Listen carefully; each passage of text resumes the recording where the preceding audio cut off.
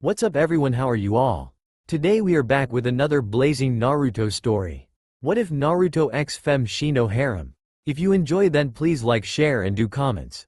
And also check the description to original creator of this beautiful creation. Naru watched sullenly as the other children played with each other. They thought she was too shy or stuck up to talk with them.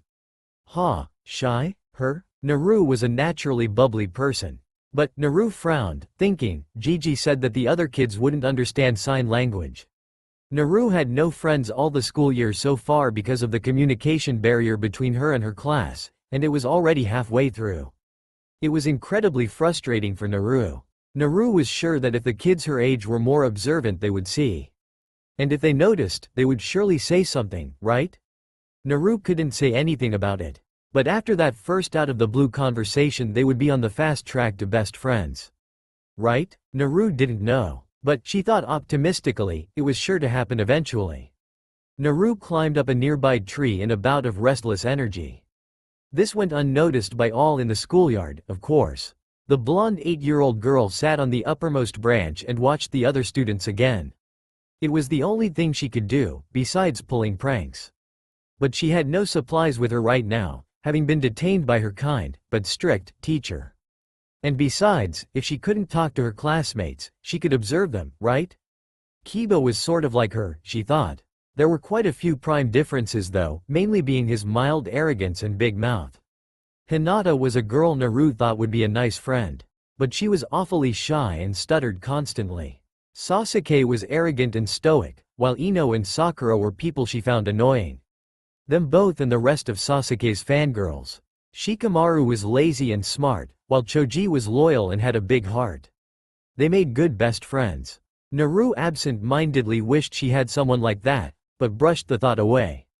Turning her gaze to the last figure she recognized from her class, Naru frowned. The dark brown-haired boy wearing a high collar was a mystery to her. His name was Shino and, like her, had no friends to speak of. The others made it obvious they found him creepy, so they stayed away. Naru had heard from a student's conversation that he was an Aburame, whatever that was. She didn't know about clan names or the abilities ties to them. Jumping down from the tree clumsily, she determinedly made her way back inside to the library. It wasn't her favorite place in the world with all those books, but she was willing to give up her lunch break to find out about these so-called Aburame, and why they were avoided like the plague. Naru flipped another ninja information book on the floor lethargically. This was really boring, and she couldn't find information on the Aburame clan. Well, at least more than a passing mention. The blonde got up with an inaudible sigh to put back the books she had looked over and grab some more. Maybe she wasn't looking in the right section? Naru put away a book titled Ninja History of Konoha in the in section. She stood back and looked at the wall of books. Then, she slapped her forehead and mentally berated herself, moving towards the A section. I've been looking for a general book on all ninja clans. There's probably an in-depth one just about the Aburame available. I'm such a dolt sometimes. Sure enough, right in front of her was a ridiculously thin book labeled, What We Know About the Aburame. Naru grinned in victory and took it down from the shelf. Skipping back to her seat in the corner, she quickly opened the crisply unused book and started reading. Naru stomped her foot in frustration. That, What We Know About the Aburame, book knew barely anything about Aburames.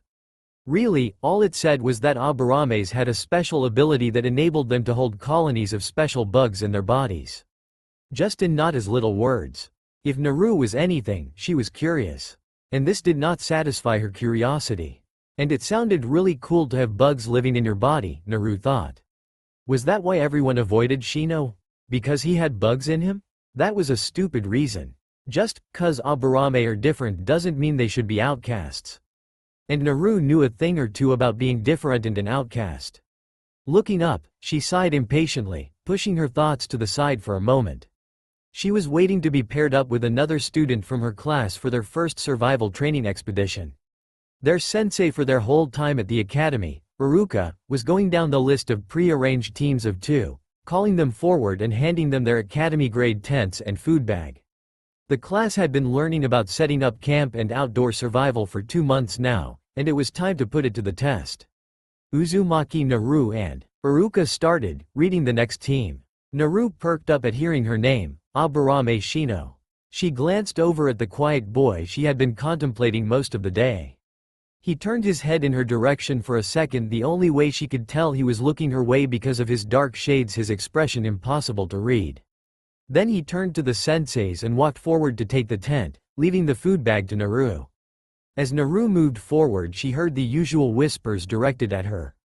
She doesn't ever talk. What a weirdo. Sometimes Naru wished she could talk just to tell them she was mute, dang it. Naru took the food backpack from Iruka and gave him a dazzling grin. "You'll be okay, Naru?" he asked worriedly. He knew she was mute, and was the only teacher kind enough to ask even though Naru couldn't reply. No one thought to learn sign language anymore. Well, at least anyone below Junin level. The blonde girl nodded to his question, sending the kind-hearted man a reassuring smile. Joining Shino at the edge of the academy yard, she grew frustrated again. There were so many questions the curious Uzumaki wanted to ask the mysterious boy about his clan. A tugging at the back of her subconscious notified her that she was being watched.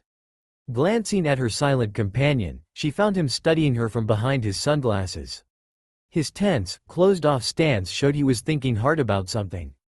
Not being able to talk has forced Naru to pick up on details like such, whether she wanted to or not. The blonde gave the supposed bug user a curious look and he shook his head in reply, turning away. What did that mean? Naru waited with Shino as the rest of the class was paired up. They were instructed to find a spot to camp for the night in the forest over the Hokage mountain. Shino moved forward, but instead of following after the other teams that were headed to the mountain, he stood beside the gate and waited for them to pass before turning to Naru. He was silent for a moment, but Naru had a feeling he was going to say something. "You are mute." Naru blinked for a moment. Then she nodded, waiting for what else he had to say. None of the others notice because they are not mature enough to look beyond themselves. He stated. Again, Naru nodded, this time more sadly. Shino fell silent again. Naru rocked back and forth on her heels. She supposed that if she could talk she'd ramble on about something to break the silence. "How do you communicate, then?" he asked, sounding slightly less stiff. "Sign language," she signed with her hands. He watched for a moment. "I have never learned sign language," he said after a moment. Then he paused almost uncertainly for a moment. "I am sorry." Naru was stunned. No one had ever apologized for not knowing sign language. Mostly they just brushed her off and assumed she was fine with not imputing in the conversation. Then, she grinned brightly at him. This boy wasn't creepy at all, he was actually quite thoughtful of others. Naru saw his cheeks rise slightly from under his collar and assumed he was smiling back at her. He looked even more comfortable now. "We should get going. We will be the last ones up there at this rate." Naru walked beside the brown-haired Aburame for a moment, then stopped and tugged on his sleeve. He looked at her through his dark glasses calmly, but Naru had the distinct impression that he was startled. Naru was confused over it for a moment before remembering what little she had learned from the book she read earlier. People usually shied away from Aburames. "Yes?" he asked, stopping beside her. Naru looked around for something to write on. A nearby stick sufficed for her purpose. "I know a shortcut," she wrote in the dirt. Shino raised an eyebrow at her. "You do? Is it safe?" Naru bobbed her head frantically. Shino seemed to contemplate for a moment, then nodded to her in return. "Very well." The girl grinned and started walking towards the mountain, then stopped again and wrote something else. "Do you mind if we stop by my apartment? I need to grab something to write on." "That is fine, as long as it doesn't take long to get there." Naru nodded again and resumed walking in the same direction. Her apartment was on the way. They walked quietly until they came to Naru's rundown living quarters. Naru peeked nervously over at Shino, waiting with apprehension for the insult to her home. But Shino did not say anything. He only surveyed the place as he followed her in, seemingly contemplating once more. Naru grabbed her orange pen and pad of paper from her table in her one-room place. Well, 2 rooms, counting the bathroom. Then, as she turned back to her companion, he finally asked a question. "You live alone?" Naru paused, and then nodded. Shino looked a tad uncomfortable in asking, like he was afraid of offending the girl. Naru hurried to reassure him, scribbling a few sentences on her paper and handing it to him. "I don't mind your questions. I don't get to talk to people often, so it's fine." His shoulders released some tension after he finished reading. He looked back up at her and handed back the notebook. Naru moved towards the door and he followed, somewhat hesitantly asking his next question. What about your parents? Naru paused and almost refused to answer the question. But she had already told Shino that she didn't mind his questions. And she was not going to miss this opportunity to make a friend. I don't have any. They died, then? Naru looked over at him. He was obviously trying to be as gentle and tactful as possible. He knew he was treading on sensitive territory. Yet he was making an effort to keep up the conversation.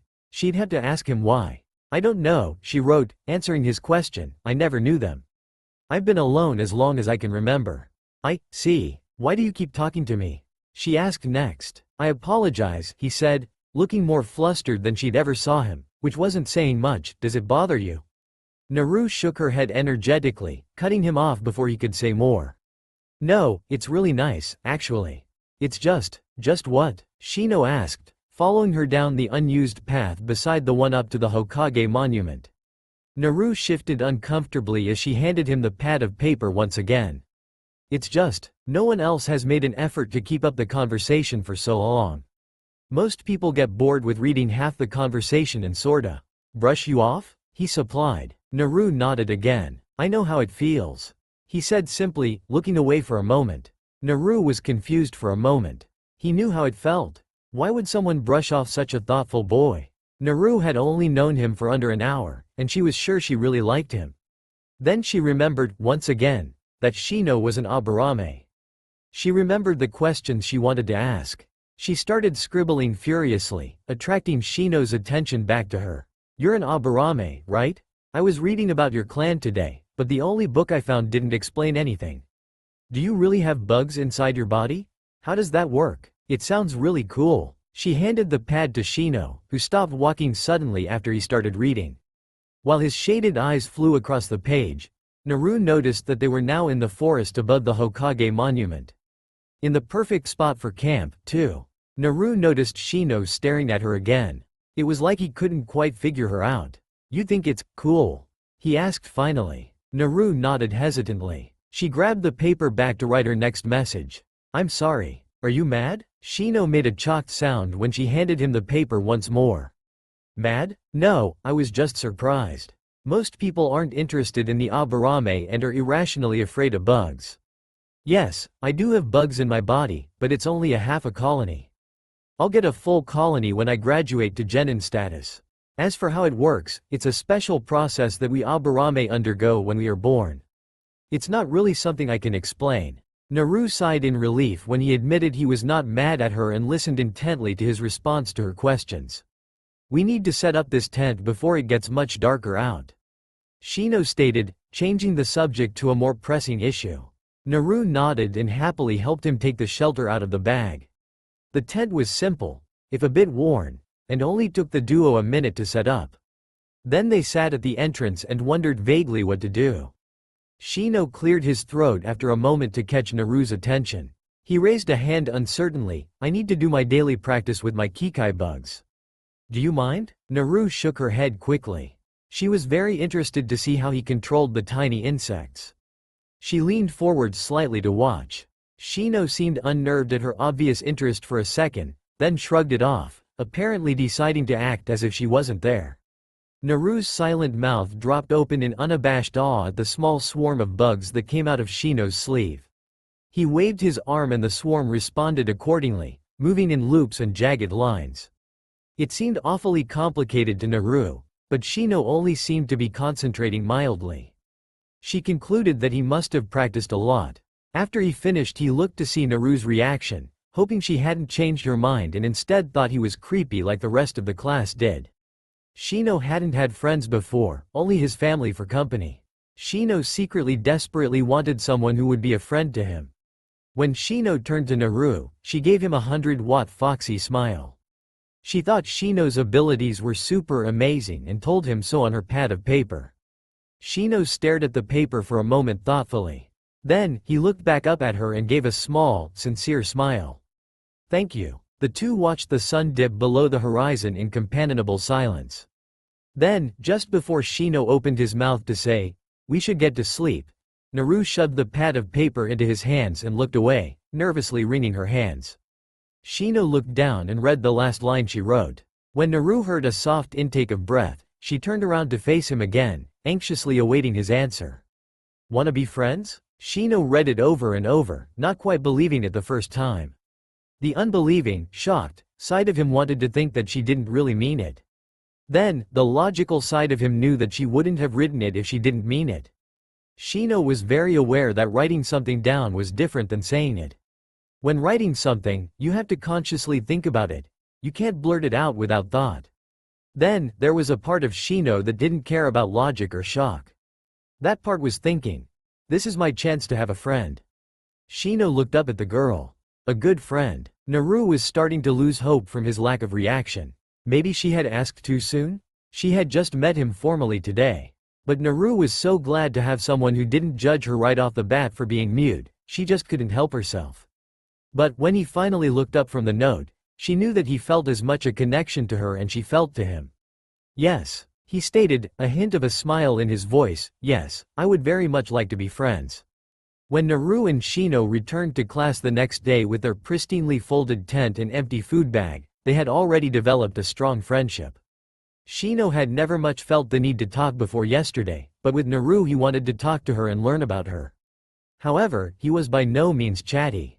Shino knew instinctively that he had made a friend that would stay by him through thick and thin, and he wanted to repay that as best he could. Naru, on the other hand, was on cloud nine. The dazzling grin never left her face for even a moment on the way back to the academy. She had a friend, her best and only friend. The energetic blonde couldn't be happier.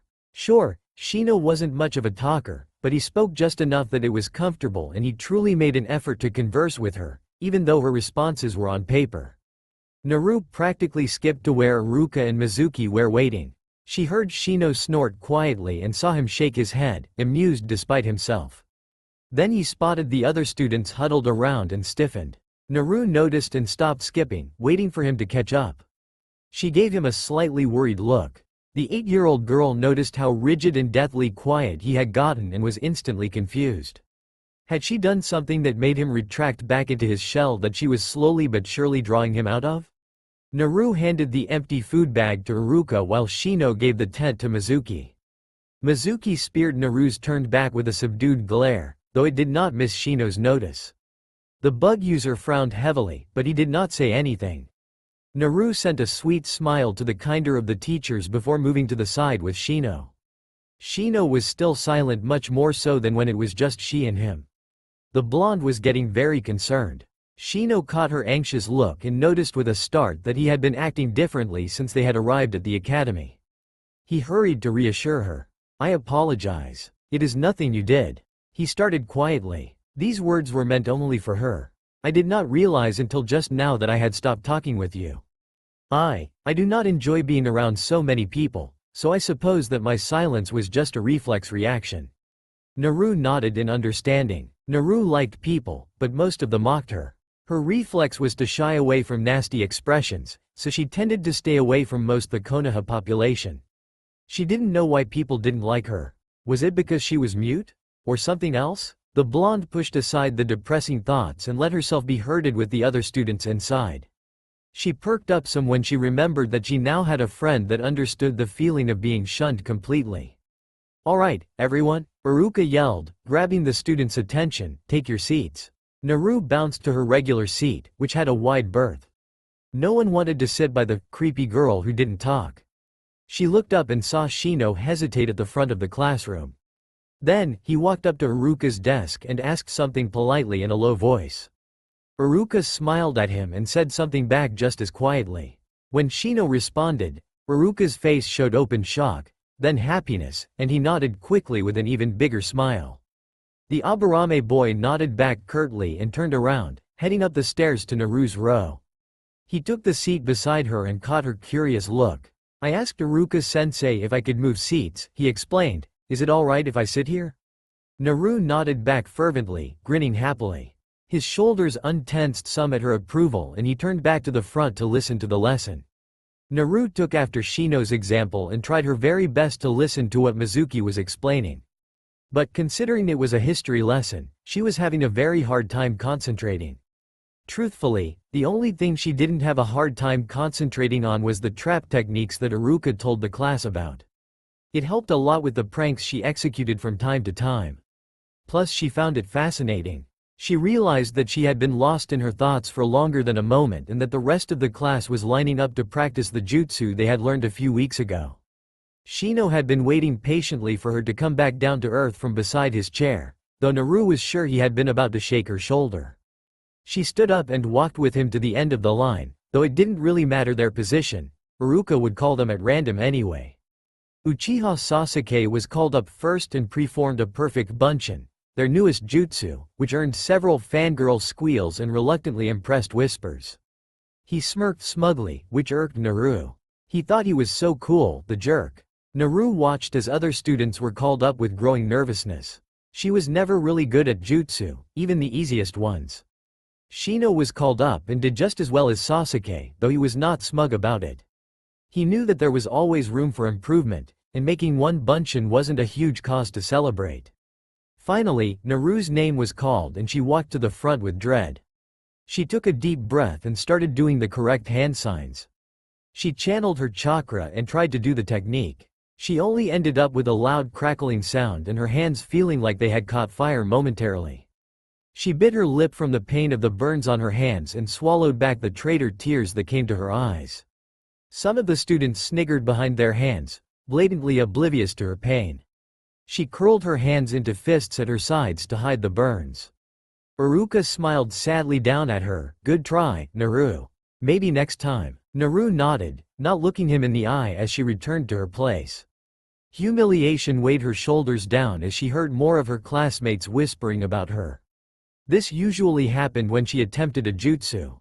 Are you alright? Shino asked softly from beside her, a hint of concern etched in his voice. The blonde wavered for a moment, then shook her head no, looking up to meet his black glasses. She held up her hands to him, uncurling her fingers hesitantly. He inhaled sharply when he saw the fire-red welts, looking back up at her. Does this happen every time you try a jutsu? Naru nodded. She didn't know why, it just did. The bug user examined her palms gently for a moment longer, not paying attention to the rest of the students. Then he looked up at Naru again and noted her teary eyes. He imagined that it hurt a lot. From what he knew about injuries, these burns on her hands were chakra burns, which stung more than regular fire burns. As much as he would rather not, he knew he had to speak up and ask to bring her to the nurse.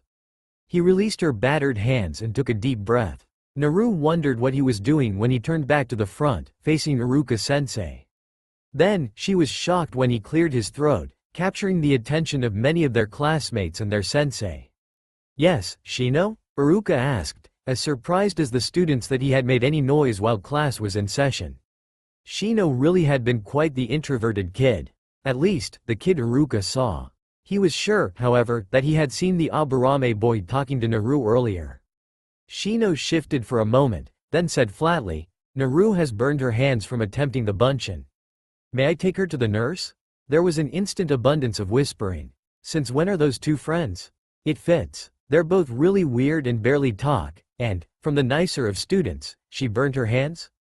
I didn't even notice. Shino ignored this in favor of waiting for Iruka's response. Iruka himself was saddened and glad at the same time. Glad because he could tell that the sweet blonde had finally found a good friend. Sad because said friend was the only one that even noticed that she was hurt and was concerned enough to make mention of it. Yes, of course. Thank you for offering, Iruka said kindly, gesturing to the door. Shino nodded, turning on his heel. He gently grabbed Naru's wrist, careful to avoid the welts, and led her to the door. Naru was shocked. Hadn't Shino said earlier that he was uncomfortable in front of so many people? Had he actually spoken up for her?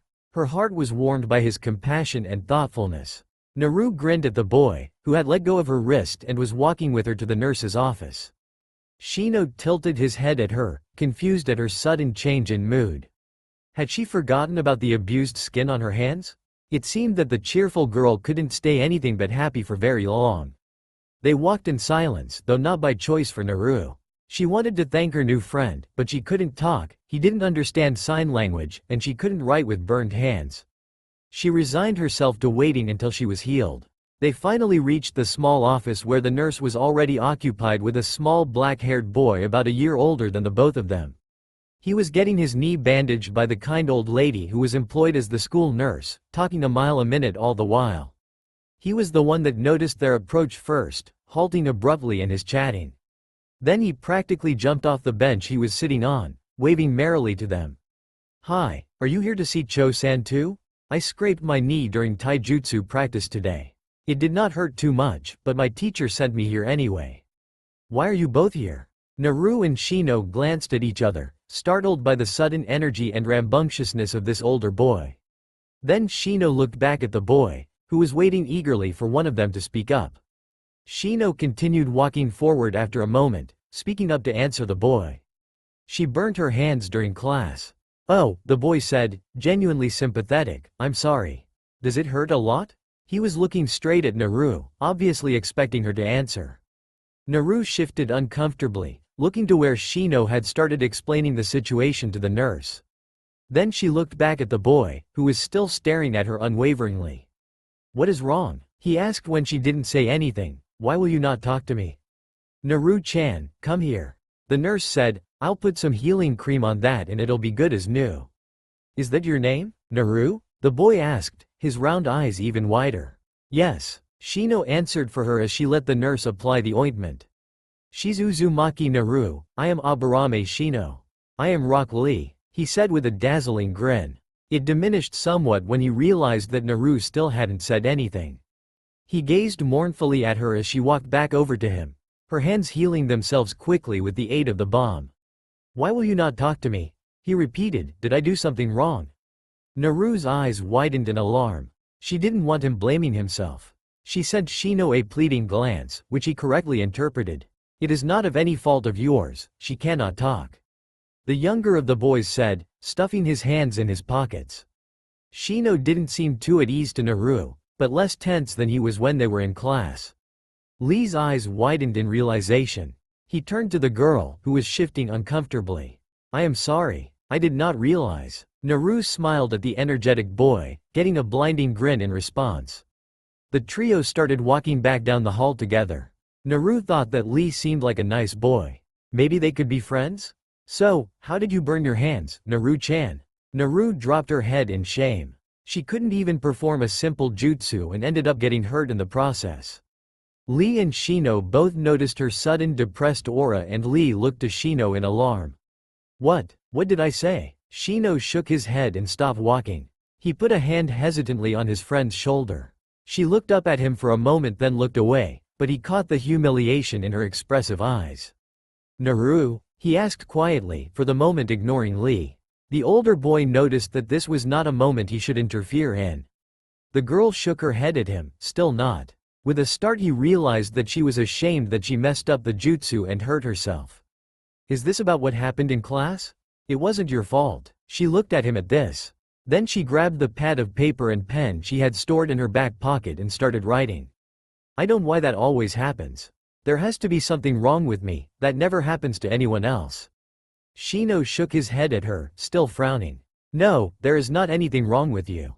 I think it's just harder for you because you can't talk. My parents once told me that you should not attempt a jutsu without saying the name until you know it very well. Speaking the name helps you concentrate your energy." Naru thought for a moment with a frown. "Do you think that's it?" "I'm almost positive, but I can check with my parents tonight if you would like me to." Naru smiled brightly at him for a moment then dimmed again. "What am I going to do then? If I can't do jutsu, how will I be a ninja?" Shino pondered her question for a moment and couldn't honestly come up with an answer on the spot. Lee was looking between them, distressed that he made the younger girl upset. "What is going on?" he asked hesitantly. Shino looked to Naru, waiting for her permission to explain. When she nodded he spoke. "Naru burned her hands because she can't say the name of the jutsu we were practicing. It made her chakra go awry and scorch her hands. I suppose your question bothered her because she is somewhat, well." Shino glanced at Naru, unable to describe her feelings for her. When Naru looked to Lee to see what his reaction was, she was very surprised to see he had an understanding, if not emphatic, look on his face. I guess that is similar to my situation then, he said, somewhat sadly. I cannot do jutsu either, though it is because I am unable to focus my chakra significantly. Naru's mouth dropped open in surprise. She was eager to hear what the older boy had to say now. But you know what I have learned? Lee said, perking up again. I know now that I cannot give up. Just because I cannot do jutsu does not mean I am unable to be a ninja. I will become one. That is a promise. There was silence as both Naru and Shino processed the elder's words. Then Shino, the only of the two that kid, spoke up. Then how will you be a good ninja without jutsu? It is the basis of being a ninja. I have wondered the same thing, Lee admitted, but just a few months ago I figured that I do not need to use jutsu if I could be the best at something I am already good at. So you plan to specialize in something? Yes, Lee said confidently. All three were quiet. Naru was contemplating Lee's solution. She supposed it was a good idea. A very good idea, actually. Then Lee suddenly jumped, looking down the hall frantically. Oh, I am sorry, but I have to go. My teacher said to be back before lunch, and it is already halfway through. He looked to them. I shall see you another day? Naru and Shino both nodded. Lee smiled one last time before dashing down the hall at top speed. The duo watched for a moment before resuming to walk. They were silent, as Shino knew Lee had unknowingly given Naru a lot to think about. So he stayed quiet to let her think. Naru was indeed thinking about what Lee had said. What could be her focus? What was she already good at? They entered the classroom again, gaining attention once more. Naru blushed slightly at all the curious stares and made her way to her seat with Shino. The boy gave her a slightly concerned look from the corners of his eyes. Naru was too deep in thought to notice.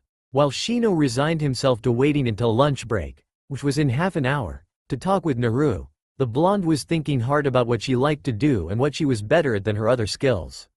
Iruka rambled about battle tactics in the background, concentrating on laying traps. Naru listened half-heartedly. She loved learning about traps usually. Naru almost smacked her head on the desk at her density. That's what she was the best at. She loved setting up pranks, and that was almost the same thing as traps, right? She could specialize in that, couldn't she? Naru grinned, and Shino noticed immediately. Shino gave her a small, unseeable smile when she beamed at him. Iruka dismissed the class for lunch, smiling when he once again saw Shino and Naru together. Naru skipped to a nearby tree, plopping down under it with her small lunch. Shino joined her at a slower pace, and sat down much less suddenly. Naru chowed down on her food, content to finish eating before she told Shino about her choice. She knew he had noticed she had come to a decision. Shino, after watching the girl eat for a moment with something akin to amusement, slowly ate his own food. After both had finished, Naru scribbled a few quick lines on her paper and handed it to her friend. I think I want to concentrate on traps. What do you think? The Aburame boy looked up at her after he finished reading. He seemed contemplative, like he was truly thinking over the option. Naru appreciated this greatly. He was silent for a minute or so. I think that would be a good idea for you. You told me this morning that you liked pranks, did you not? He asked, to which Naru nodded. They had briefly talked about their hobbies while taking down the tent. However, he added, I think you also should pick another specialty. While traps can be useful on their own, it requires other skills for it to reach its full potential. What would you suggest? I would say stealth. Stealth? Why? He was quiet for a moment, fully thinking out his answer. Stealth because it would be beneficial to setting traps, and it is also a very valuable, but often overlooked ninja skill. Naru mulled it over for a minute. She supposed it was logical. And, she thought with a grin, it would be pretty awesome to be able to sneak up on people. That is, if she worked hard at it. She promised herself then and there that she would train in traps and stealth and be an expert on both. Thanks, Shino. His lips twitched upwards for a moment. You are welcome. They sat there for another few minutes, not saying anything. It was a companionable silence. Then, Shino broke it with a sudden question. Is it? He started, sounding slightly unsure. Is it bothersome to have to write down what you say? Naru paused, then nodded with a shrug. Shino was quiet, obviously deep in thought. Naru wondered what brought on the inquiry, but figured the boy would explain himself soon enough. Would you? He started finally, would you be willing to teach me sign language then? Naru blinked at him in surprise for several moments. Then, she practically glomped him, hugging him fiercely. Shino was shocked, then hesitantly hugged her back. Naru stepped back and grinned a bright smile. Shino coughed into his fist. I suppose that is a yes, then? The blonde nodded vigorously, still beaming. She could barely believe he would go through the trouble of learning sign language, just so it would be easier for them to talk. She settled down long enough to write down on her pad of paper and form a sign with her hands. This is A. Naru was on the roof of the school. Why? Well, she had just set up a trap in the class a year older than her, and she wanted to watch the wonderful show before her class started. She had made sure that her trap would not affect her friend in that class, Rock Lee, because the boy had been much too nice to her to deserve being covered in itching powder. Naru, however much she liked pranking people, refused to call what she now set up pranks. It was for training. Plus, her traps were well thought out and could be modified for when she was a genin. Itching powder, for example, could easily be replaced with poison powder. So, it was not a prank, it was a trap. While Naru waited, she thought of the last 2 months. Shino had been studying diligently in sign language in addition to his regular schoolwork, though he didn't seem stressed with the extra class. He was already able to discern most of what Naru signed in a regular conversation, making Naru unbelievably happy. He still stumbled on some words, but he was only just learning anyway. Naru thought he was doing wonderful, seeing as it had taken her much longer to learn what she did, but Shino seemed determined to get up to her level as soon as possible. His thoughtfulness made the small blonde girl feel warm. To her, he was the best friend she could ask for. In the past months they had gotten closer, and they spent most of their time together. Naru was jolted out of her thoughts by a few shrill screams. She looked down and across to the window of Lee's classroom. The school was roughly U-shaped, making it easy for her to watch from the opposite roof. The majority of the elder class was furiously scratching themselves, confused at the sudden downpour of white powder on their heads. The corner that Lee sat in, by the window, was completely itch-free, though no one besides Lee himself noticed. Lee swung his head around for a moment, confused as the class. Then, he grinned widely, looking out the window towards where he knew she would be hiding. He caught her eye and she winked cheekily. He grinned wider and winked back, but turned back to the front where his teachers were also scratching themselves before he was caught. Grinning in victory, Naru hopped down from the school roof carefully. Her orange shorts and white t-shirt flittered for a bit on the way down, exposing her stomach for a second. Once on the ground, the bubbly blonde skipped to her classroom. She slipped into her seat by Shino unnoticed by the rest of the class, a mere minute before their studies were due to begin. He took in her proud expression with amusement. I suppose it worked, then? Yes. She signed simply, not feeling much up to elaborating at that moment. She wanted to bask in her success for a few moments longer without interruption. The bug user shook his head with a chuckle. He waited until she was ready to tell him about her latest escapade, as he knew she would. He listened quietly, or rather, watched quietly, seeing as she was using sign language, to her explanation of every detail of her adventure. He knew that the small details were important to her, and she would not leave them out. It was just the way she was, at least when it came to her traps. Shino understood this. He was the same way when it came to his bug techniques. Just when she finished explaining her ambush to Shino, Iruka came jogging through the door, a good 10 minutes late. Sorry I'm late, he said sheepishly, I had to help out the class older than you. They had an incident with some itching powder. It was all Naru could do not to grin so wide her face broke. Even Shino smiled, though no one noticed besides Naru. Then Iruka started their day's lessons with the most boring, history. Naru still hated history with a fiery passion, and she doubted that would ever change. Naru sighed and set her head down on her arms, ruffling her chin-length, messy bob-styled hair. The haircut had been the old Hokage's idea, since her formerly long and knotted blonde locks kept getting in her way. She liked it, and Shino had even complimented her on it. He said it made her look a bit older. Naru let her thoughts drift for a moment, thinking of nothing in particular. The blonde fell into a dozing state, literally bored to sleep. She felt something that might have been a flick to her arm, then a nudge to her leg when she ignored the first. When she still ignored the whatever it was, she heard a low sigh from beside her.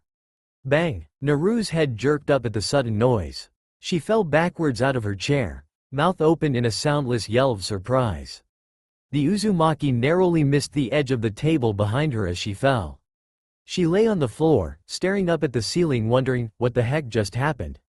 She heard laughter from her classmates and Iruka's apology. "I'm sorry, I didn't mean to scare you so bad," he said sheepishly, scratching the back of his head. "It's time for taijutsu practice." The rest of the students stood up and raced outside, no longer interested in Naru at the prospect of taijutsu training. Naru grabbed Shino's hand that entered her field of vision, letting him pull her up. "Are you alright?" he asked quietly while the two followed the rest of the class. Naru rubbed the bump on the back of her head for a moment before answering with a sheepish smile. "I'm fine." Shino was quiet for a moment, watching her. Then, he nodded, coming to a stop with the other students beside the sparring section of the grounds. "Okay, we're going to do some sparring today," Mizuki started. "No weapons allowed, but any style can be used if you know another one besides academy style.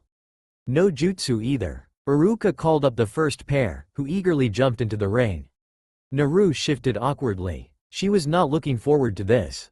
In the past 5 months Naru had made little progress on her jutsu usage. Like he promised, Shino had asked his parents about using the name of jutsus and what would happen if you didn't when first learning a technique. His father, who was a junin, confirmed Shino's theory. Because Naru could not speak the name of the technique, it was harder than the average person for her to perform a new jutsu correctly. Of course, it wasn't impossible to perform a jutsu without saying the name when learning it for the average shinobi, with average chakra capacity. Naru, on the other hand, was not the average shinobi when it came to chakra. The old Hokage had told Naru that she had about the same amount of chakra as an average junin, with academy-level chakra control. Then he had rambled on about delving into her chakra control studies and trying her hardest to blah blah blah. Truthfully, Naru didn't care so much anymore about being able to use jutsu. Sure, it had bothered her for a very long time, but now that she had something else to concentrate on, that she was already fairly good at, made her less sensitive to her classmates, minus Shino, of course, jabs to her mediocre attempts at academy jutsu. Besides, didn't the majority of shinobi use jutsu of some kind? She'd just be part of the small percent that doesn't. It would surprise people. She liked the idea of sneaking around and laying traps better anyway. When Shino bumped her shoulder she realized she had zoned out again.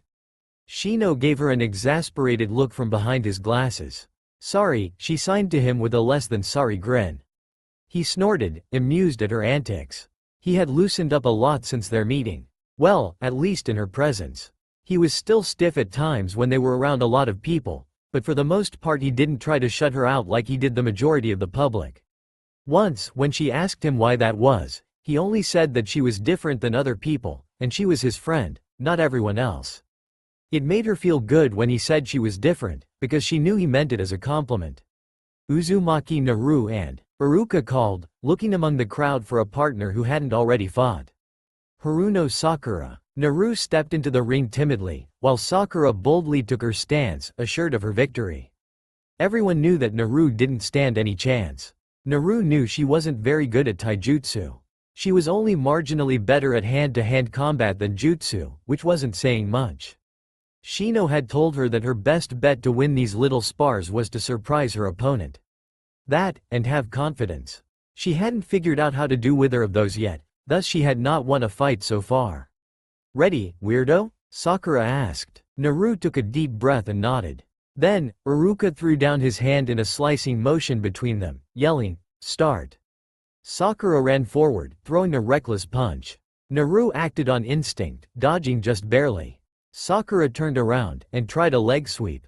Naru jumped over it, finally throwing a swipe back at the pink-haired girl. This continued for a few minutes until Sakura got a hit on Naru at last. Naru stumbled back, startled. After the first hit was taken, Naru lost what little confidence she had. They knew she would lose. What was the point of being further humiliated? But this time she caught Shino's eye. He was watching her from the edge, shoulders tense. He wanted her to win. Naru thought about how much he had worked to helping her these last few months. She thought about how disappointed he would surely be if she gave up. She thought about how much she wanted to make him proud to be her only friend. Naru looked up to the pinkette, a newfound determination sparkling in her blue eyes. She would not lose. She would win, for her friend. Naru darted forward, jabbing a surprised Sakura in the shoulder. Then the blonde darted away before the Haruno could retaliate. Naru wasn't completely sure what she was doing. This definitely wasn't the academy style.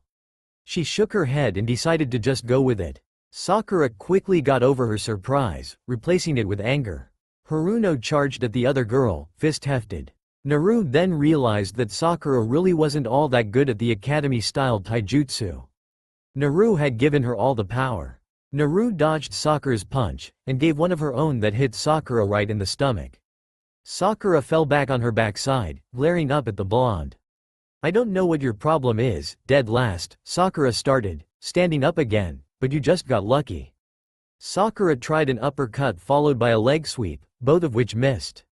Naru took the pink-haired girl's moment of unbalance to kick her in the stomach. And straight out of the ring. There was a shocked silence from the surrounding crowd. Then Iruka started clapping, a happy smile on his face. "Very good, Naru. Wonderfully done," he beamed proudly. Naru beamed back, glad for his approval. She was unbelievably proud of herself. She did it. She skipped back to Shino's side, ignoring the whispers from her classmates in favor of seeing her friend's reaction. She could tell he was smiling by the uplifting of his cheeks. When she came to stand beside him, he put a hand on her shoulder. "Good job," he said simply, removing his hand after a moment. It was said so simply, so plainly. It didn't bother Naru at all. That's one of the things she liked most about Shino. He didn't need to add extra words to get his point across. He said what he meant, and he meant what he said. Naru grinned widely at him, projecting her thankfulness without words. As the class kept casting her surprised looks, she promised herself that she wouldn't let herself be pushed around anymore. The day after what became known to Naru and Shino as Naru's taijutsu victory, Shino was shifting around nervously at lunch. Naru noticed not long after she started eating her usual lunch. She looked at him curiously, but he, surprisingly, didn't notice, apparently deep in thought. She waited a couple minutes, but when he still didn't look up, she tugged on his sleeve. Shino jumped, snapping his head up. "Is something wrong?" Naru signed to him, head tilted concernedly. Shino sighed, shaking his head. "No, nothing is wrong. I did not mean to worry you." "Then what is it?" Shino adjusted his glasses, something Naru noticed he only did when he was feeling uncomfortable or nervous. "Well," he started, setting down his empty bento container. "You know I have told my parents about you, correct?" Naru nodded. Shino had noticed very quickly how uncomfortable she was with most adults. He had been thoughtful and asked her if he could tell his parents about her before he did so, because he knew his parents had noticed a change in his temperament. Apparently, being friends with Naru had made him more inclined to speaking up to people he was comfortable with, such as his parents. Naru had agreed to letting his parents know about her, albeit somewhat reluctantly. She was very used to people not liking her, after all. But Shino had never reported back that they disapproved of the friendship. Naru took this as a good sign. "Last night at dinner," he continued, "I was telling them about our taijutsu practice, and they were very impressed at your determination. They would like to meet you." Almost immediately Naru stiffened. "They wanted to meet her?" "I said I would invite you to dinner tonight," Shino continued cautiously. He must have known she would react like this. Naru didn't do anything for a few moments. Shino had sensed her hesitation and hurried to reassure her. "You don't have to come if you do not want to," he said, then added quietly, almost like it wasn't meant for her to hear, "but it would mean a lot to me if you did." Naru was surprised. Shino barely ever said anything affectionate, preferring to let it show in his actions. "You want me to come?" Shino nodded, coughing into his fist in a way that was almost awkward. Naru wanted to say she would come. But what if they didn't like her? What if they were like everyone else, and just threw her out of their house once they saw her? What if they forbade Shino to ever talk to her again? She didn't think she could handle that. Her worry must have been visible on her face. "I am sure they'll like you, Naru. They would not have invited you if they didn't like you from what I have told them about you. Not many non-Abarames are allowed into our compound." Naru took a deep breath, making her decision. "I'll come," she signed to him, smiling tentatively. "Are you sure?" he asked. "You don't have to." But he already looked so relieved. She wouldn't go back on her word, no matter how nervous she already was. "I'm sure." Naru stepped towards the large door, then stepped back again nervously. She checked the address that Shino had given her for what seemed like the 100th time. Building 109. This is it. She then checked her watch. 6:30 p.m. on the dot. She had to knock now if she didn't want to be late. Steeling herself, she stepped forward and knocked before she lost her nerve.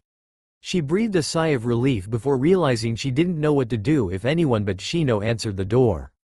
Did he tell his parents that she couldn't talk? Did they know sign language? She was on the verge of having a mini panic attack when the door opened. To her immense relief, it was Shino who answered. He invited her in and led her to the dining room, where he said his mother was just setting the table. My father knows sign language, but my mother does not, so I will have to translate for you. Is that all right? He asked, looking at her from the corners of his eyes.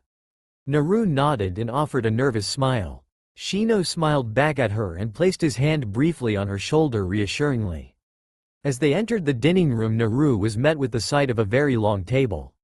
Near the end, a man that she presumed to be Shino's father sat, across from a woman that she supposed was Shino's mother. Shino's father was dressed in traditional Aburame garb, much like Shino himself, as was his mother. For a moment Naru felt odd being the only one not wearing a trench coat, inwardly laughing at the mental picture it produced. Mother, father, Naru is here. Shino introduced politely as they came to a top beside the table. The two adults looked up from where they had been quietly conversing. Shino's mother stood up from her seat, holding out a hand for Naru to shake. Hello dear, she said kindly with a smile that was visible over her collar. I'm so glad you could come. I am Shino's mother, but you can call me Minami. Naru instantly felt at ease. The woman was so nice. The blonde smiled back and sat in the chair Shino offered her, right beside Minami. Shino crossed the table to sit by his father, who was focused on Naru. I am Shibi. How are you this evening? The man asked, voice stoic. Naru, though being polite was the best way to go. I'm fine. And you both? She says, I'm fine. And you both? Shino translated for his mother's sake. We are doing well, dear, Minami replied, still smiling, thank you for asking. I suppose we should eat before the food gets cold, Shibi said, gesturing to the bowls of rice, veggies and meat that Naru only noticed a moment before. Naru nodded and waited for one of the Aburames to go first. A few minutes later found her happily chewing on some wonderfully cooked chicken. They ate in relative silence, with the occasional question about the two academy students' studies. Shibi, the first done eating, set down his knife and fork on his plate and turned to the young blonde. Shino has told us you plan to specialize in stealth and trapping. It was a statement, but Naru felt the need to nod anyway. That is an admirable plan, Minami commented, daintily placing another piece of broccoli in her mouth. Indeed, Shibi nodded. How do you plan to obtain that title? That title? Naru's eyebrows scrunched up in confusion. You mean the title of specialist? Shibi nodded in response to Naru's question. Naru thought for a moment before replying. To be honest, she started, I don't know what I have to do to be granted the title. Shino explained what she said to Minami, adding at the end that he, too, had no idea how this was done. Shibi nodded to his son's statement, leaning back in his chair to explain. In Konoha, titles such as stealth and trap expert are given out by the Shinobi Council. One of the members can give a shinobi of their own village an objective that would classify them for their title. Now, he continued, leaning forward to look Naru in the eye, as it is, I am a member of the Shinobi Council because I am a clan head. If you truly are serious about your goal, I can come up with an objective for you to work towards. There was silence around the table as Naru thought of his proposal. This was her chance. If he gave her a goal, she had something to work towards instead of just training blindly. Before you say anything, know that what I would assign you would be very difficult. It would not be easy in the slightest, and you would have to work at it, for years even. Shibi said seriously. Naru was not deterred by this. She knew it would take her a long time. Titles weren't given out to just anyone. I accept. She signed simply, blue eyes shining in determination. Shibi nodded, looking somewhat impressed. He leaned back again and was silent. Naru presumed that he was thinking. Minami, taking advantage of the silence, spoke up. Shino, dear, would you help me clear the table? I could use the help. Shino nodded, yes, mother. Naru and the Aburame clan leader sat in silence as Shino and Minami cleared the table. Naru would have offered to help, But Shino was looking the other way and she was a bit too short to reach anything standing up. Sometimes Naru hated being so petite. After Shino and his mother had sat down again, Shibi nodded to himself. He looked straight at Naru and seemed to be evaluating her. "Very well, I have devised your challenge," he said, making the blonde feel a tad intimidated. "You will have to sneak into the Hyuga clan compound without being detected and plant some kind of trap, also undetected, and leave the compound without anyone knowing you were there. Something harmless is to be placed, of course." Naru's eyes widened at the proposal. The Hyuga compound was always monitored by their weird all-seeing eyes. It was the best guarded part of Konoha, besides perhaps the Hokage Tower. But Naru didn't hesitate. She would do it, whatever it took. "I will do it." Then, Shibi smiled slightly, nodding. "I will look forward to the day you do." Naru beamed back at him, and decided she definitely liked Shino's parents. "Oh, my, is it that late?" Minami said suddenly, looking to the clock. It was already nearing 7:45, and it would be dark soon. "You should get going, dear. It could be dangerous to travel if it gets much later." Naru nodded at the kind woman, standing up with the rest at the table. Shibi nodded at her, saying a quick, "Have a good evening," before sweeping into another room. Minami, on the other hand, surprised the girl by giving her a hug, which Naru returned after a moment's shock. "You are welcome back here anytime, Naru. We'd be happy to have you back, even if it is only an afternoon." Minami then turned to her son. "You can invite Naru over anytime you like, alright?" Shino nodded, saying a quiet, "Thank you, mother." Then she, too, swept from the room after her husband. Shino and Naru stared at each other for a moment before Shino turned to the hall. "I'll walk you to the door." Naru nodded as she followed after him. She was relieved that his parents liked her and everything went well. They had even invited her back. Naru was still grinning when they arrived at the door and stepped out. Shino stood there awkwardly, but Naru knew he wanted to say something, so she waited. "Thank you for coming," he started quietly. "It really does mean a lot to me that you showed up." Naru grinned all the wider. Then she engulfed him in a hug, which he returned after relaxing. She stepped away a second later, knowing Shino still wasn't all that used to her impromptu hugs. "No, thank you," she signed. The young bug user smiled at his friend, stepping back into the doorway of his home. "I'll see you at school tomorrow, Naru." Naru woke up coughing. She knew instantly that she was sick. Naru would have slapped her forehead in exasperation, but it was already hurting enough by itself. Naru hated being sick. The small blonde girl didn't hate a lot of things, but being sick was one of them. She hated how icky it made her feel, she hated the way she couldn't concentrate, and most of all, she hated the way getting sick tended to ruin her plans. Naru stumbled out of her small bed to the calendar on her wall, having to stop a few times because of the seemingly spinning room. When she reached the hanging ramen-designed calendar, she leaned against the wall, checking her plans for the day. If she could speak, she would have cursed aloud.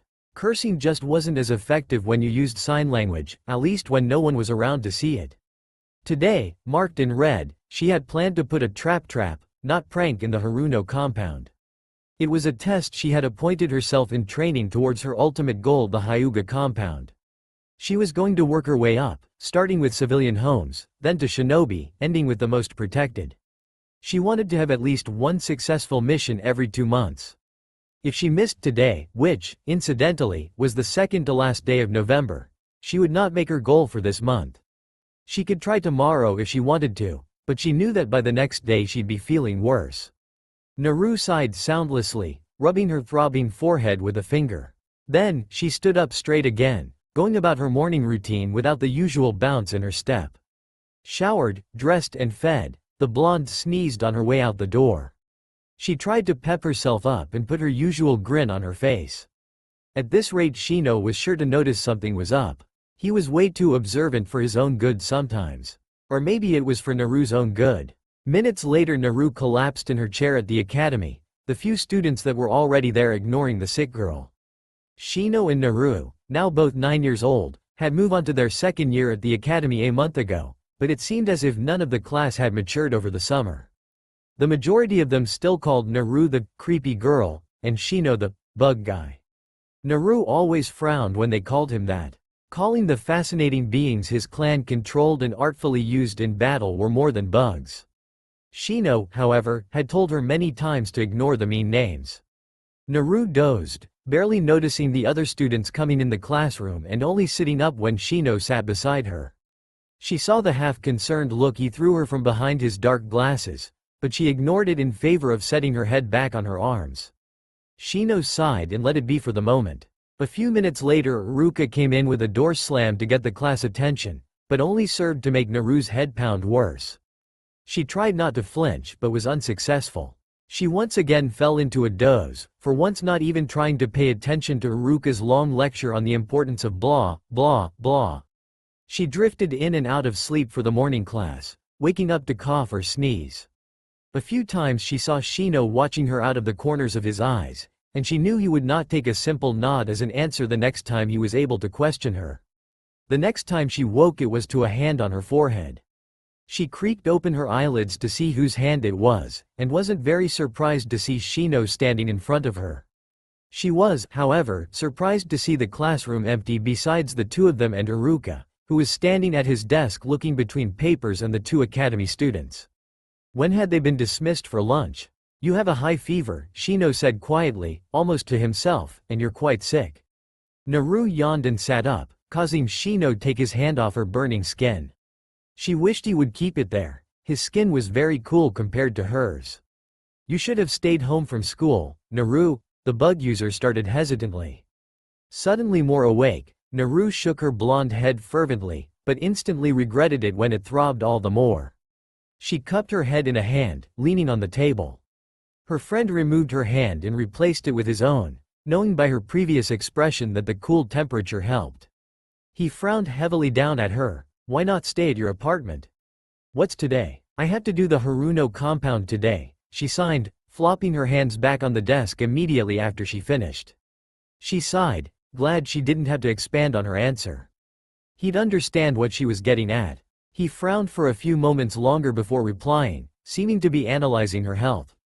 "I see. Why not do it tomorrow then?" Naru, learning from her past mistake, shook her head only slightly. "I'll be worse tomorrow. Not if you rest and take medicine for the rest of today." Naru looked up at him, a bit puzzled. Her colds have never gone away as fast as that before. Was medicine really that good? She hesitantly asked him her question.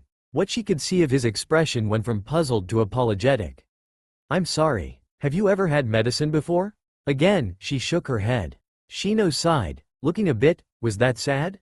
"I see. Have you always roughed it out, so to speak?" Naru nodded, watching him curiously. Shino turned his head away for a moment, adjusting his glasses, face stony. Then, he was back to normal and looking at her again. "Well, I can assure you, with the aid of medicine you should be fit by tomorrow. That is, if we get you home now." Naru was inclined to just go home and stop arguing. Her head hurt like heck and her throat was terribly scratchy. But her sensei standing in the background at his desk caught her eye. Would he let the two of them leave? Shino followed her gaze. He sighed, then nodded at her. "I'll go ask," he said, practically reading her mind. She nodded and resumed resting her head on her crossed arms. Haruka looked up as soon as Shino started approaching, having been glancing at the two concernedly every few seconds. Shino talked to the kind teacher for a few moments, getting a small smile from the man and several worried looks thrown in Naru's direction. Shino then nodded and made his way back to where Naru sat, looking satisfied. "We are both free to go," he said simply to Naru, who had almost fallen asleep again. Naru nodded, yawning. She sighed and stood up, but wobbled on her feet. Shino reached out a hand to steady her as she coughed, causing Naru to give him a thankful and tired look. Naru took a few shaky steps to the classroom's center aisle but couldn't quite manage it without leaning on her friend. She hated having to, but her head hurt so much, and everything was hot, and her limbs were so achy, and "This isn't going to work," Shino mumbled, Naru barely able to catch it between chest-racking coughs. They had only made it to the line of desks below theirs. The bug user thought for a moment with the smaller blonde leaning on his shoulder, trying to keep her eyes open. She knew that usually Shino wouldn't be so comfortable with such long-term close contact, but over the summer he had become more and more used to getting hugs and other such contact Naru was prone to giving. Naru jerked when he shook her shoulder a moment later. "Stay awake for a bit more," he mumbled, now standing in front of her. He turned his back to her and awkwardly wrapped her feverish arms around his shoulders. Naru wondered what he was doing. Surprisingly, what he did next was, in one graceful motion, sweep his arms to hook under her knees, making Naru fall against his back, piggyback style. Naru choked in surprise, triggering a more violent cough attack. He looked back at her somewhat worriedly. "All right?" he asked after her cough subsided. Naru nodded, over her shock and now feeling warm and fuzzy at his affection. Or maybe just fuzzy, she was already too warm. Shino took a few steps to test her weight. He wasn't quite sure he could carry her, but she was even lighter than he figured. Shino frowned at that. He'd have to try to get her to eat better than ramen all the time. Naru leaned her head against the back of his neck, sighing in relief at the cool temperature of his collar. Shino shifted her, but his steady breathing calmed hers and she fell into a comforting half-sleep. Shin no S-san, a hesitant voice broke through Naru's haze. Shino stopped walking and Naru could tell by his posture that he was a bit surprised. He turned to the left, trying not to jostle the blonde on his back too much. Naru kept her eyes closed, not caring too much to see who was talking. The small voice continued, sounding very shy. It sounded like, that shy Hyuga from their class? What was her name? Yes? Shino asked, trying to prompt the girl. He really had to get Naru to sleep somewhere beside her desk or his back. The girl jumped at his voice, turning a bashful red. Is Naru S-san alright? There was silence for a while as Hinata tried to control her rapid breathing. There, she had asked. Hinata smiled at her small success. She will be fine later, Shino replied. He would have been adjusting his glasses if he had a free hand. She has a bit of a cold. Oh, Hinata replied, frowning concernedly at the girl her age. Naru interrupted with a little snore. Shino snorted, shaking his head slightly as not to disturb her. Hinata smiled slightly, loosing some of her blush. Shino cleared his throat, quite a bit quieter now that he knew Naru had fallen asleep. I will take my leave. She needs medicine and some sleep. Oh, why yes, I'm sorry for holding you up. Hinata replied, once again blushing a cherry red. Shino inclined his head in acknowledgement. It is no problem. We shall, hopefully, see you in class tomorrow. Hinata nodded slightly back. Can you tell her I hope she gets WLSS soon, please? Shino stopped again from where he had started walking and nodded at the girl silently. I am sure she will appreciate it. Without any other words exchanged, Shino walked away, briefly pondering on the girl from his class that never spoke out. He brushed it off, leaving to analyze later, concentrating now on navigating the streets to Naru's apartment. Naru woke as she was set down on something soft. She cracked open an eyelid, wondering, where the heck am I? But also recognizing the familiar surroundings immediately. I'm sorry, I tried not to wake you, her best friend said quietly from where he was standing by her bed, where she had been set down. It's okay, she sighed, burrowing under her bed covers and feeling immensely glad that she had left the blinds closed this morning. Or maybe Shino had closed them. It seemed like something he would do. It was quiet for a while. Then, Naru felt his hand back on her forehead, testing the general temperature. The small girl thought she heard him sigh before the hand retreated. I don't suppose you have a thermometer? Naru shook her head, opening her eyes to give him an apologetic look. He shook his head in response to the look, waving it off. It is all right. I'll have to pick one up when I get some cold medicine. He frowned down at her. What hurts the worst? Naru frowned, thinking, my head. Shino nodded as if he expected that. But, Naru pondered, he probably did. Shino checked his watch while Naru closed her eyes again. I will be back in about 45 minutes. He looked up at her. Will you be alright until I get back? Naru nodded, creaking open her eyes to sign something to him. There is money in the fridge for you to use. Shino opened his mouth to say something, but closed it when he fully registered what she said, signed. What? He started, bewildered. Why do you keep your money in the fridge? Despite how horrible she felt, Naru couldn't help but grin at him. You wouldn't think to look there, would you? I suppose not, he replied, hiding an amused smile. I am just going to pick up a thermometer and medicine from my house. We have plenty. Naru nodded, no longer able to keep her eyes open. She yawned widely, rubbing the side of her aching head. The blonde heard him stepping away distantly, but she was already fast asleep. The next time Naru came to, it was to being given some kind of liquid. She almost spat it out once she had a chance to taste it. The Uzumaki made a face and opened her eyes, but swallowed anyway, since she knew it was the medicine Shino had talked about helping her get better. Naru coughed, sitting up to drink the glass of water Shino promptly handed her. Said boy smiled quietly at her grimace. You get used to the flavor, he said. Then, after she finished practically inhaling the glass of water, he raised a thermometer, put this under your tongue. Naru did as he said, shivering at the cold metal. Though whatever it was, Naru didn't really care too much at the moment, started beeping a few seconds later and Naru took it from under her tongue and handed it to Shino. 100.4, Shino stated with a frown, then looked back up at her. The best we can do for now is keep you hydrated and rested. Naru started to nod, but stopped and gave him a confused look. Shino caught it and sighed. Hydrated means you need to drink a lot of water. The blonde got an, oh, look on her face and nodded, settling back into the pillows. Shino shook his head, but Naru could just barely see a smile under his collar. Naru smiled too. Shino placed a wet rag on her forehead, causing Naru to sigh in relief. Then she wondered how he had found the rag. Any reason why you keep washcloths in the oven? Naru grinned, it doesn't work anyway. How long did it take you to find them? He shook his head, not long.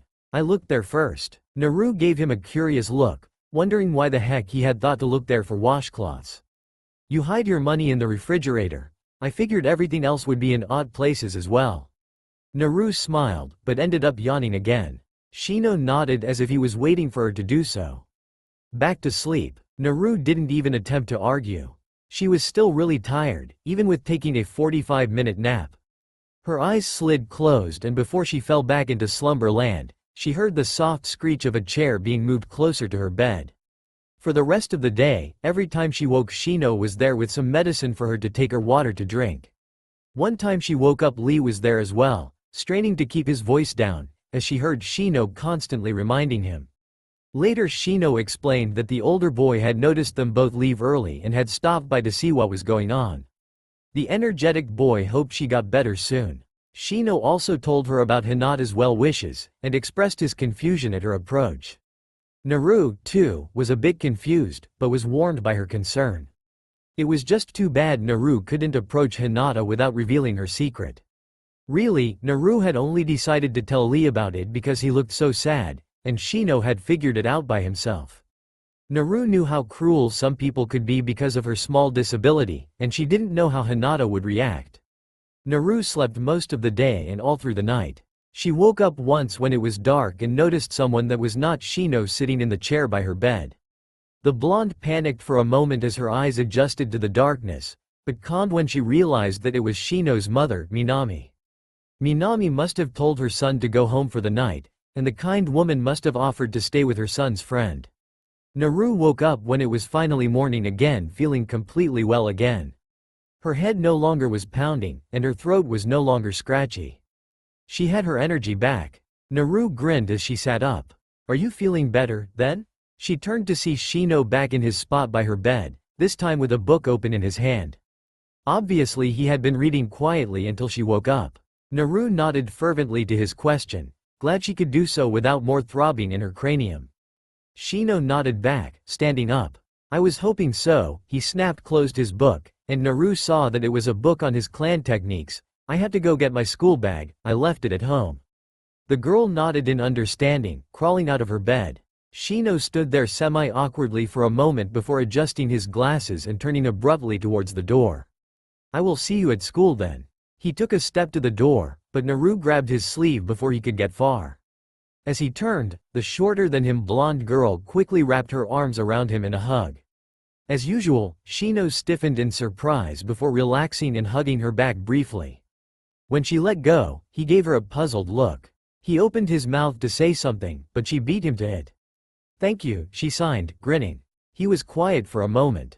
A year ago he would have asked what she was thanking him for. Now, he knew her well enough to know what she meant. Shino looked away for a second before looking back. You're welcome, he paused, but I suppose it is safe to use the expression, you would do the same for me. Naru beamed at him with a dazzling smile and hurried to sign back. Of course. Naru was dropped unceremoniously on the ground by the Anbu who had caught her. He or she, Naru didn't really care to tell which, disappeared immediately after their abrupt delivery. Naru stood up and brushed herself off, feeling distinctly disgruntled. That had been the third time this month she had been caught and thrown out of a shinobi compound. What really got Naru upset with herself was that she had barely even started laying traps in ninja homes, and they were catching her like she was a mere amateur. Naru huffed silently and stomped into her apartment, pacing up and down the length of it. She was most certainly not an amateur. Who was it that had laid traps in all the non-ninja compounds? That's right. Naru. Well, Naru thought, pausing in her frustrated stride, no one really knew it was her that was doing this, seeing as the Anbu only thought she was being a punk kid at the moment. Only Shino, his parents and the Hokage knew about her bi-monthly, super-secret stealthy trap missions. But she was going to be found out if she kept getting caught. Naru continued her pacing, jerking a hand through her short blonde locks with a sigh. Despite finishing the civilian houses a month after her second school year ended, Naru had yet been unable to successfully sneak into even the smallest, least guarded shinobi home. It was like they always knew she was coming. It was now 3 months into Naru's third academy year and she had turned 10 just recently. With each failed mission she became more frustrated and, as a result, occasionally moody. It wouldn't bother so much if she knew what she was doing wrong. That way she could spend some time training to remedy it. With a final sigh and stomp, Naru dragged herself to her shower. After a quick rinse she tugged on her orange shorts and white t-shirt, not even taking the time to run a comb through her sopping wet hair. She was already going to be late for class at this rate and she didn't want to risk an extra long lecture from Iruka today. The blonde girl jogged out the door, hoping they'd be discussing traps or something equally as interesting today. But it was hard to be interested in even the best things when Naru couldn't help but linger on other thoughts.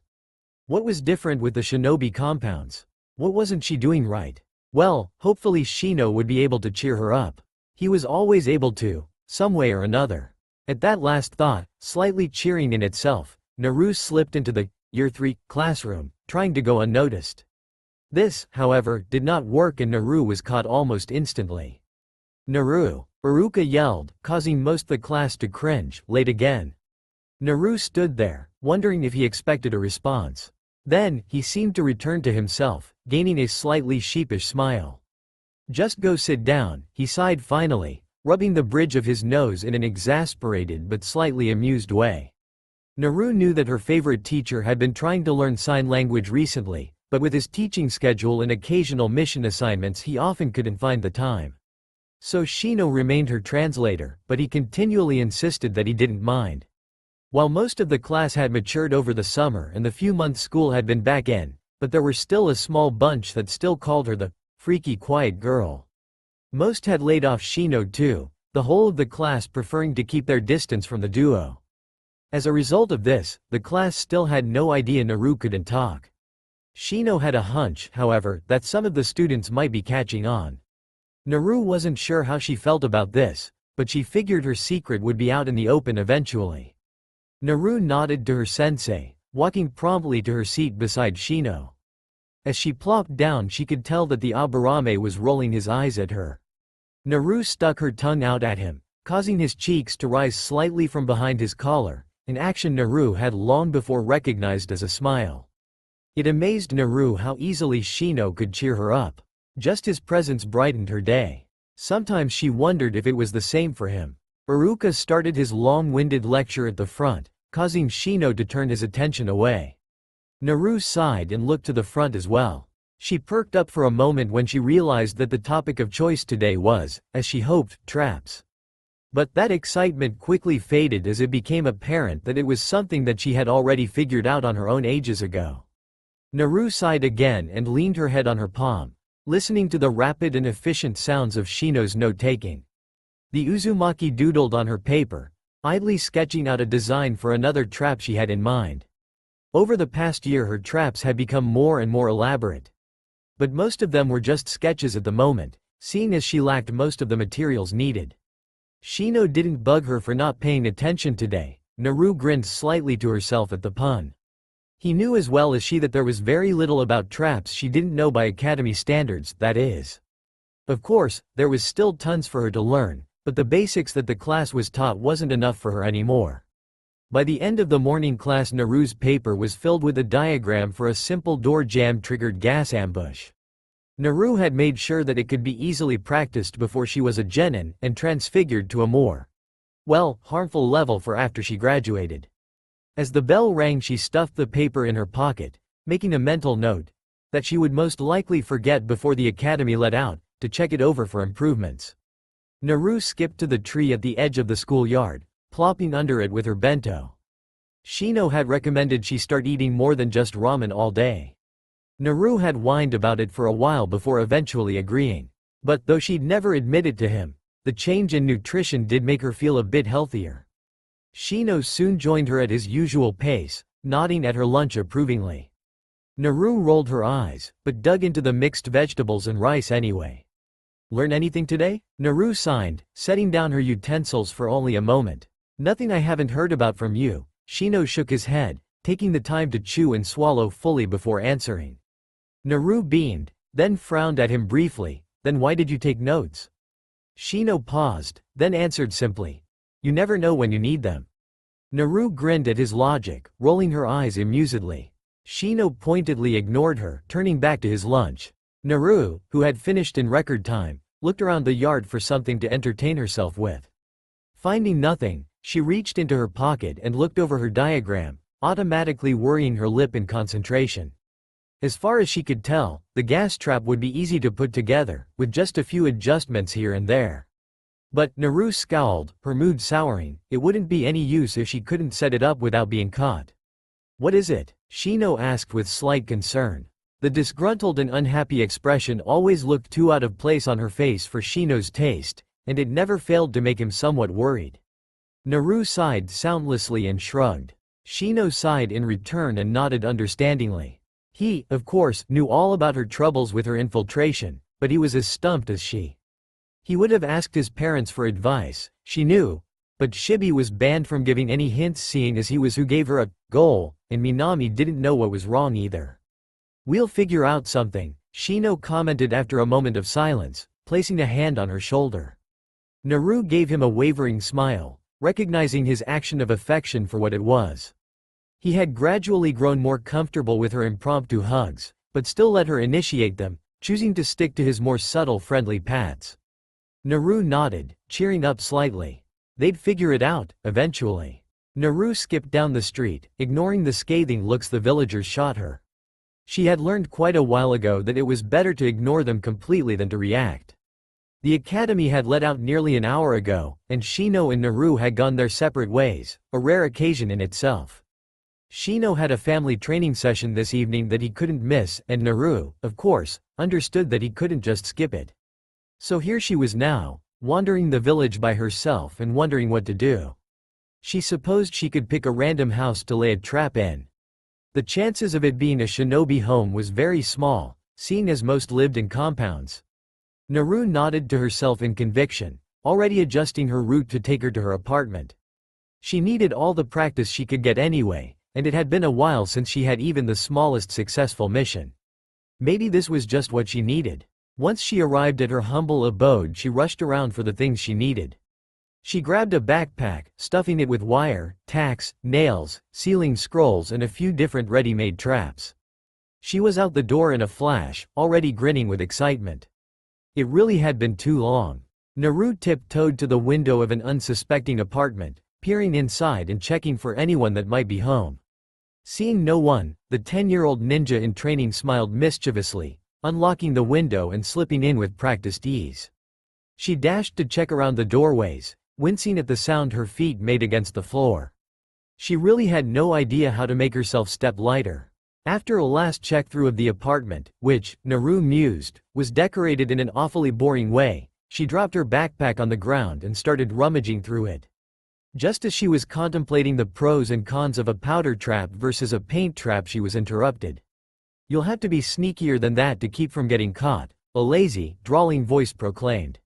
Naru dropped what she was holding and whirled around, gaining a deer in the headlights look.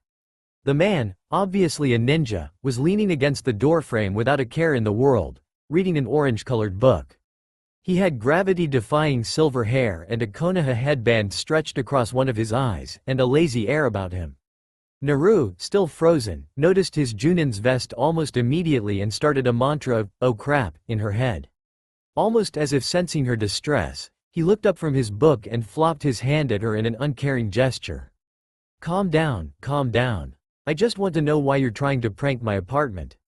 At this Naru thawed from her shock and glared at the man. Ignoring his slightly surprised look, she furiously started signing at him. "It is not a prank. It is a trap, and it is far better than a mere prank. I do not prank people, I lay traps. And don't you forget it," she finished, putting her hand of her hips. The Junin blinked at her for a moment, then seemed to smile, his one visible eye curving upward into a U shape. Ma, he said, raising his hands in an unarmed gesture. "I get it, don't worry. Why are you putting a trap in my apartment then?" Naru narrowed her eyes at him, crossing her arms over her chest. He copied her, leaning against the doorframe once more, content to wait for her response. "Practice," she replied after a moment, watching him warily for his response. He blinked again and tilted his head briefly, but let it go, choosing then to survey the powder-releasing device that lay on the floor where she had dropped it. "You're in the academy, aren't you? That seems to be a bit above what they'd teach you." Naru didn't dare look away from the man to follow his gaze, only nodding in return. It was above their level, and anyone above Genin could easily tell. "Oh," he said suddenly in an aha voice, turning back to look at her, "You're who's been pra-ahem putting traps," he modified, catching her glare, "in all those civilian compounds." Naru hesitated, but nodded all the same. No use denying it when he'd guessed. And this man didn't seem like he'd just attack her for the heck of it. "Don't worry," he said, smiling again, "your secret's safe with me." Naru hesitated again, but eventually smiled back. "Thanks." She paused, unsure. "Who are you?" "Hitaki Kakashi," he replied, stowing his book in his ninja pouch. "And you are?" "Uzumaki Naru," she signed, though she had a feeling he already knew who she was and was only asking to be polite. Kakashi nodded, gazing around his apartment idly. Naru shifted uncomfortably, wondering if this was her cue to leave. Just as she was about to swoop down and stuff her supplies back into her backpack, he turned back to her, peering at her curiously. "You really should work on your stealth. I could sense you from a mile away." Naru froze again, hesitating to ask her question. "Sense me?" "Oh yes," Kakashi replied, nodding in a way she supposed he thought was sage-like, "between your loud footsteps, breathing an abundance of chakra. I think any shinobi would have been able to spot you." Naru was unable to do anything for a moment, her eyes widening in realization. Then she smacked herself in the forehead, causing Kakashi to let out an amused chuckle. Of course, she had been concentrating too much on her traps that she had been neglecting her stealth. And, of course, she couldn't be a trap and stealth specialist without the stealth. Though, in her defense, she hadn't had any Junins like Kakashi to ask, seeing as the only Junin she knew was Shino's father. And she had no idea how to make her footsteps lighter or her breathing softer, or what he even meant by her chakra. "Why would my chakra alert you?" she asked, tilting her head in confusion. Kakashi sighed, placing a hand to his chin thoughtfully. "How to explain this? Even though you're an academy student, you have a lot of chakra. Now, I could tell you were here because anyone in Konoha and other villages most likely Junin level and up are trained to detect chakra, and suppress their own. You see what I mean?" Naru nodded, worrying her lip in thought. So, she needed to learn how to suppress her chakra, eh? "How in the world? Would you show me how?" Naru asked the Junin hopefully, giving her best puppy dog eyes. Kakashi chuckled, his eye curling up again into a, "You, of course. All you had to do is ask, Naru-chan." Naru grimaced at the nickname but let it slide. He was, after all, going to help her. Without further ado, Kakashi pushed himself away from the doorway and into the other room. Naru stood there blinking after him, wondering if she was meant to follow. But with a shrug she decided she was not and moved to start packing away her supplies. Kakashi returned in another moment, holding a tightly rolled scroll and a piece of paper he was scribbling something down on. "This scroll," he said, holding up said item, "is instructions to suppress your chakra, and this," he waved the paper under her nose, "is some tips about stepping quietly and breathing lighter." Naru tried to snatch the paper from him, but he moved it out of her reach. He shook his head, smiling. You don't get it unless you tell me why you need it. Naru scowled, but her expression cleared soon after. She supposed he had the right to know. You won't tell anyone? She asked. I promise. I want to become a trap and stealth specialist, she explained, hoping he wouldn't laugh, and Shibi gave me my assignment for it. To put a trap in the Hyuga compound. He, however, did not laugh, only nodded sagely. Ah, I see. I suppose that's why all the civilian compounds have been bombarded with various traps over the last few years? Naru nodded in confirmation, smiling slightly. Ah, that had been so much fun. He mused. Well, I think that's a good enough reason. Here you go. He tossed both of the items to her, and she struggled to grab hold of them at the same time. He chuckled again, pulling his little orange book from his pouch. Normally I wouldn't help out some punk kid, Naru scowled at this, but I guess you have some potential. If you get stuck you can come find me, I suppose. Naru blinked, then beamed at the silver-haired man. Now, I'm already 2 hours late for a meeting, and I still have to come up with an excuse to use. So, would you please lock the window on your way out? Naru nodded hesitantly. Great, ya nay. And with that he disappeared unexpectedly in a swirl of leaves. Naru blinked at the spot where he was a second ago, slightly put off by his abrupt departure. Then she shrugged. He was odd, but Naru thought he was pretty cool. Naru unrolled the scroll curiously, grinning at the contents. She couldn't wait to tell Shino. Naru skipped into class the next day, a large grin on her face. Shino smiled in response as she sat down in her customary spot next to him. Naru was practically vibrating in excitement when she nearly shoved the scroll into his hands. Sparing her a curious look, he unrolled the parchment, scanning over the contents. He seemed to understand immediately what this was for, and why she was so excited about it. Well, he said quietly, turning back to her with a small smile. I presume you want to get started on this after class? Naru beamed at her best friend, nodding furiously. This is gonna be great. Rules to Stealthy Living by Hitaki Kakashi. Rule number 1. Step lightly. This can be done by A. Distributing your weight evenly, B. Rolling your steps from heel to toe, and C. Keeping a steady rhythm. It may also be helpful to wear tighter clothing, to reduce rubbing, rustling noises, and softer footwear. Rule number 2. Breathe softly. This can be done by A. Taking slow, even breaths only, and B. Breathing through your nose when possible. This should help limit the noise made. It had turned out much harder to follow Kakashi's advice than Naru originally anticipated. Stepping lightly was difficult, and controlling her breathing was hard. She wished she had the money to buy tighter-fitting clothing as suggested, but she had to resign herself to wait until she saved up enough. Despite this, Naru pursued her training harder than ever, spending every minute of the last few months working on her stealth. From sitting in the academy classroom breathing as quietly as she could to walking to school with the lightest of steps, Naru was determined to permanently ingrain stealthy habits into her very being. Shino, it seemed, had taken up the position of correcting her whenever possible. At Naru's urging, of course. Whenever a loud sigh escaped her mouth or her foot slipped, Shino noticed and was quick to point it out. Naru appreciated this. In his own way he was showing his care for her training, and understanding her fervor for it.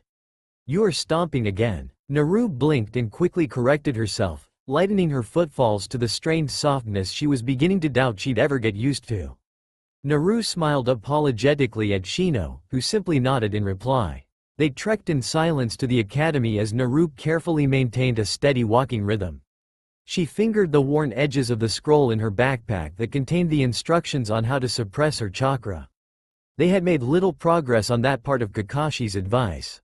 The technique was proving much more complex than either Naru or Shino could seem to figure out. They had planned to make another crack at it today after school. As the academy came into view, Naru halted, checking her watch. With a grin she waved Shino on without her. He rolled his eyes behind his dark glasses, sneaking in again? Naru nodded with an ever-broadening grin. Naru thoroughly enjoyed the chance to try to sneak into class every once in a while. Naru thrived on giving herself tests to show her progress, to prove it to herself. Shino simply nodded in return, having given up months ago trying to dissuade her. Naru rocked back and forth on her heels and his footsteps receded into the academy yard and to where their classroom was. As last the bell rang and Naru started towards the academy halls, taking care not to make a sound. She could hear Iruka taking roll as she neared the door. She thought better of using the front entrance and instead hopped through the hallway window, which was already open. Naru cringed at the click-clack sound her shoes made on the hardwood floors. She really needed to get some softer ninja shoes. She was sure they existed in some shape or form. She tiptoed behind the last row of desks, very carefully dodging from chair to chair to avoid Iruka's gaze, should he look up. He was reading the class list at the moment, luckily for her. Uchiha Sasuke, Uru Naoru, Umata Manaka. Just as she made it to her row, with only the rows of kids behind her the wiser, she tripped and caught the edge of a chair with her foot. It gave off a loud screech as it scraped the floor, drawing all heads in the classroom to her. Naru. Iruka's face was already turning a reddish color. Naru's eyes glanced frantically around her, as if searching for an excuse as to what she could possibly be doing out of her seat. Explain why you are coming into class late again, would you? Iruka towered over her, seeming for all the world the most terrifying thing Naru had ever seen in her short life. A pencil innocently rolled and hit her foot.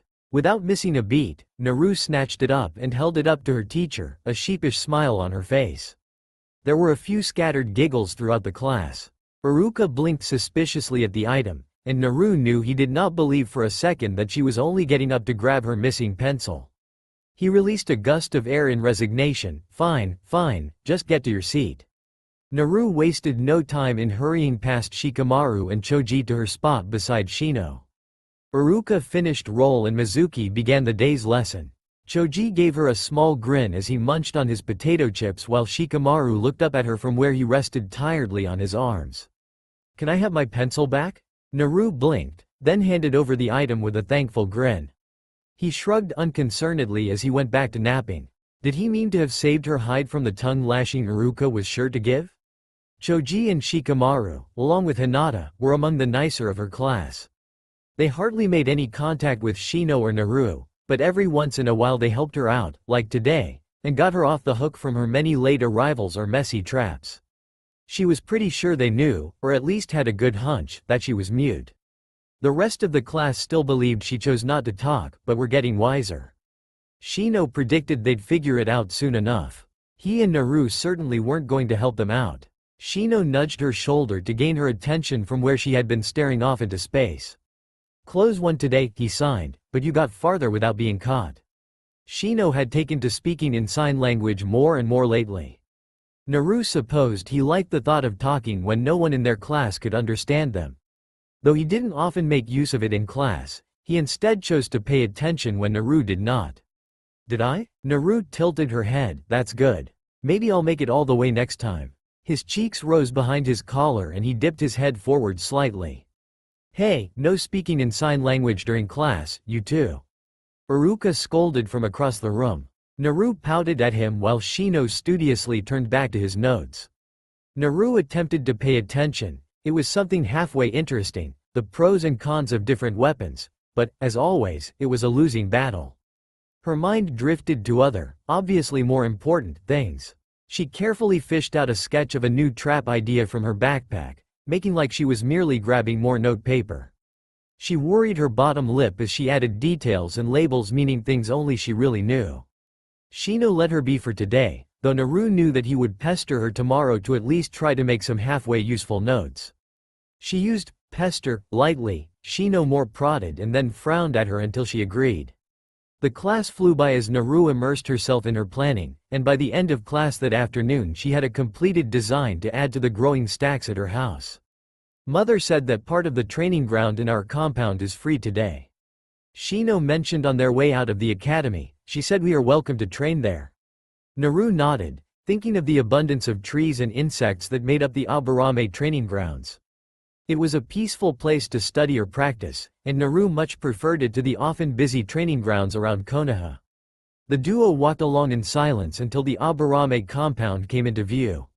Naru could hear the characteristic buzzing that always seemed to occupy the whole area. She knew this was because of the bugs that were there. Naru once heard some students at the academy complaining that Shino seemed to emit buzzing sounds at times, but Naru never really noticed. Perhaps it was simply that she was used to it after all these years of spending time with him. When she asked, Shino explained that his colony did get agitated from time to time, but it would be somewhat louder when he received his full colony upon academy graduation. "Oh, Shino, there you are," called a feminine voice that both Naru and Shino knew well. "How is school, dear?" "Oh, and Naru is here as well, good." Minami smiled down at the two as they appeared in the doorway of Shino's home. Naru grinned. She had always liked Shino's mother, she was just so kind to her. "You have been practicing your walking," Minami commented kindly. "I could hardly hear you come in, Naru." Naru beamed, signing her thanks, which Shino automatically interpreted. Minami had been picking up the basics of sign language, but still relied on Shino to do most of the translating. Naru had once asked if he minded translating for her all the time, to which he answered, "It is easier for me to translate what you say than to have people confused because they cannot understand." "I do not mind. Do you want anything to eat, dears?" Minami asked, sweeping back to the kitchen. "You are going to train today, yes?" "Yes, mother," Shino answered, following her and motioning Naru to follow behind him. "I see, good. How about some dango? I'm sure you're both hungry." "Naru is always hungry, mother," remarked Shino dryly, a smile in his voice. Minami laughed as Naru scowled at the Aburame boy, but made no move to object. She had a high metabolism, all right? She abandoned her forced quiet steps to skip to the counter, taking a seat at the breakfast bar happily. Minami set a plate of dango in front of her and Shino, which caused Naru to grin her thanks before digging in. "Have you had any progress in that chakra suppression technique, Naru?" Minami asked, peering down at the girl. Naru paused and frowned, shaking her head in the negative. Minami frowned as well, glancing at Shino. "We are going to try again today," Shino supplied, also frowning. "Perhaps we will make more progress." Minami dipped her head in a way that reminded Naru of Shino. Or maybe it was the other way around. "That's the spirit." Minami smiled at the two. "Just keep at it. From what I've read on that scroll, it is a matter of concentration." Naru and Shino nodded as they finished off their dango. Naru hopped off the stool and bowed in gratitude, gaining another smile and a "You're welcome, dear," from Shino's mother. Impatient, she grabbed Shino's wrist to pull him out to the training grounds, remembering to try to lighten her steps. He humored her and let himself be pulled, making sure to snag the training scroll on their way out. They passed some of the Aburame clan members on their way to the grounds. Both received polite nods in recognition, all to which Naru returned with a delighted grin. It was only in the Aburame compound that she received so much positive or at least neutral attention. It was an odd, but not unpleasant, sensation. The two settled in a grassy field in the midst of trees. Shino unrolled the scroll and started to read it, but Naru didn't have to. She had memorized it by now. How many times had she stayed up late reading it, frustrated by her lack of progress? "I suppose we could try starting with meditation," Shino said at last, taking a seat in the grass. Naru followed, sitting across from him. "We have already figured out this is less of a jutsu and more of an active skill, one of concentration," as mother said. Naru nodded, then hesitated a moment before signing, "I'm not very good at concentrating." "Do you think I'll ever be able to get it?" Shino frowned at her wilting form for a second, then spoke with a quiet conviction, "Of course you will."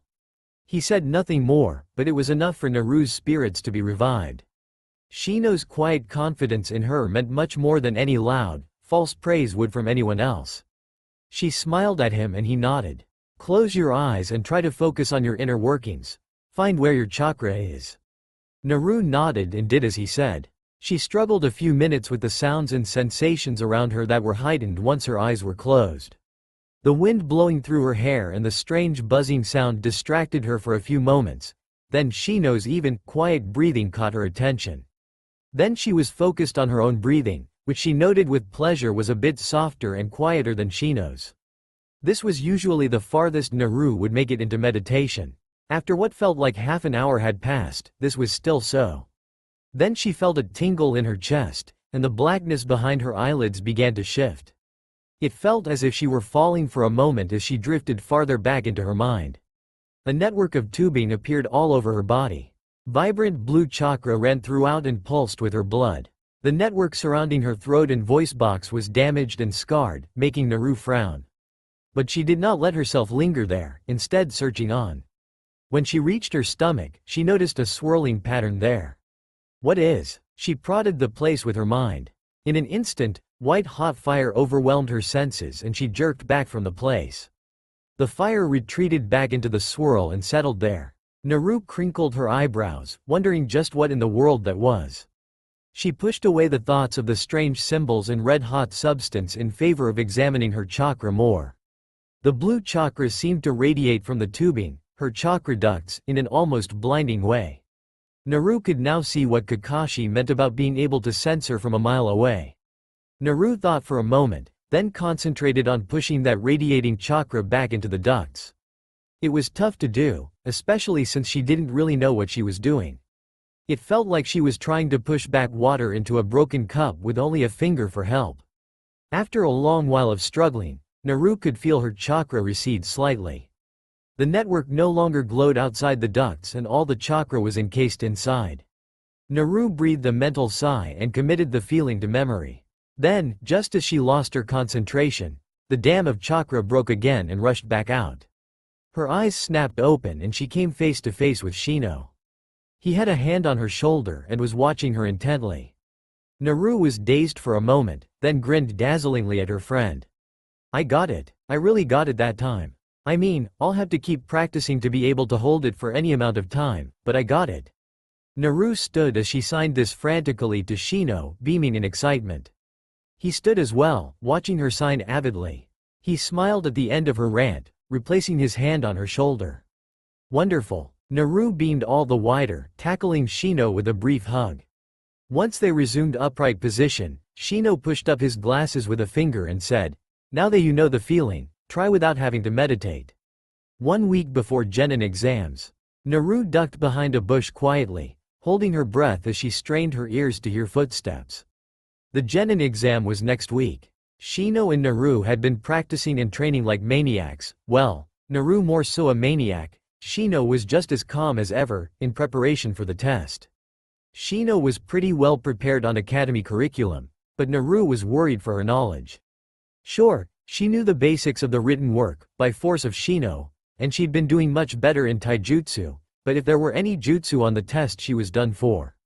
She didn't voice this to Shino, however. There was nothing either of them could do about it, so what use was it worrying him as well? Found you. Naru jumped and whirled around, pouting. Shino stood with his arms crossed, staring down at her hiding spot. But it took you a while to find me this time. Naru signed back. Shino inclined his head, his cheeks lifting slightly.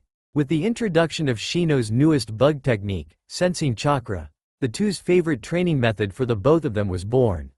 Naru would hide, using all of her ever-growing stealth skills and chakra suppression to be undetected. In turn, Shino would have to try to find her, using his bugs and having to strain his own senses. This worked well and let both of them train at the same time. With practice, suppressing her own chakra had become easier and easier for Naru. Now, she could go undetected chakra-wise for up to 2 hours. However, the moment her concentration slipped, she was back on the map. Naru stood and waltzed back to the center of the field, taking delight in how her feet made barely a sound on the grass. She plopped down on the ground and stared up at the clouds. The rustling from beside her told her Shino had joined her. They lay in silence for a few minutes, enjoying the breezy day in quiet companionship. Then Naru frowned to herself and hesitated before signing, Shino, do you think both of us will pass next week? She did not have to look over at him to know he had seen her movements. He said nothing for a few minutes, and Naru began to doubt he was going to answer. Then he responded quietly, assuredly. I have no doubt, Naru. Naru took a deep, calming breath as she sat in the classroom next to Shino. Her breathing stayed even for a few moments before she resumed her hyperventilating. Shino sighed from beside her, but Naru didn't turn to look at him, so consumed in her panic she was. Questions with answers she didn't have whirled in her head. What was the test going to be like? Would she pass? Would Shino pass? Would anyone pass? What if the test was made to be so hard, just to fail her whole class? But, what if she did pass? What then? She'd be a genin. What would that be like? How would she? Naru tapped her fingers on the desk in the dead silence of the classroom.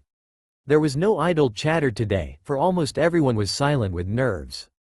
The Genin exam. At long last. All her years at the academy had been leading up to this day. Today she would either make Genin and become a full-fledged ninja, or be left behind for another year at the academy. Shino's hand on top of hers stopped her incessant tapping. Naru gave him a glance to see him looking at her out of the corners of his eyes. He released her hand and she kept it still. What am I going to do, Shino? What if I? She started to sign, but Shino cut her off with his own signs. You will do fine. He signed, I know so. Naru's hands dropped into her lap as she nodded hesitantly. His quiet confidence in her was reassuring, but her own uncertainty in her skills was becoming overpowering. He frowned at her as if he knew what she was thinking, and she guessed he most likely did, but said nothing more as Iruka and Mizuki came into the room. Iruka stared around at his painfully silent class of students in worry and tried to offer a small smile. Mizuki placed down a large stack of papers and stood beside Iruka at the front of the class. You will now be taking the written portion of your graduation exam. You will not be permitted to. Mizuki went straight to business, stating the rules and regulations with strict fluency. Naru sat up straighter in her seat and gnawed a bit in the eraser of her pencil as the tests were passed out. Shino got in a last squeeze to her shoulder in reassurance before the test began. Naru's mind felt like mush as she worked through the questions.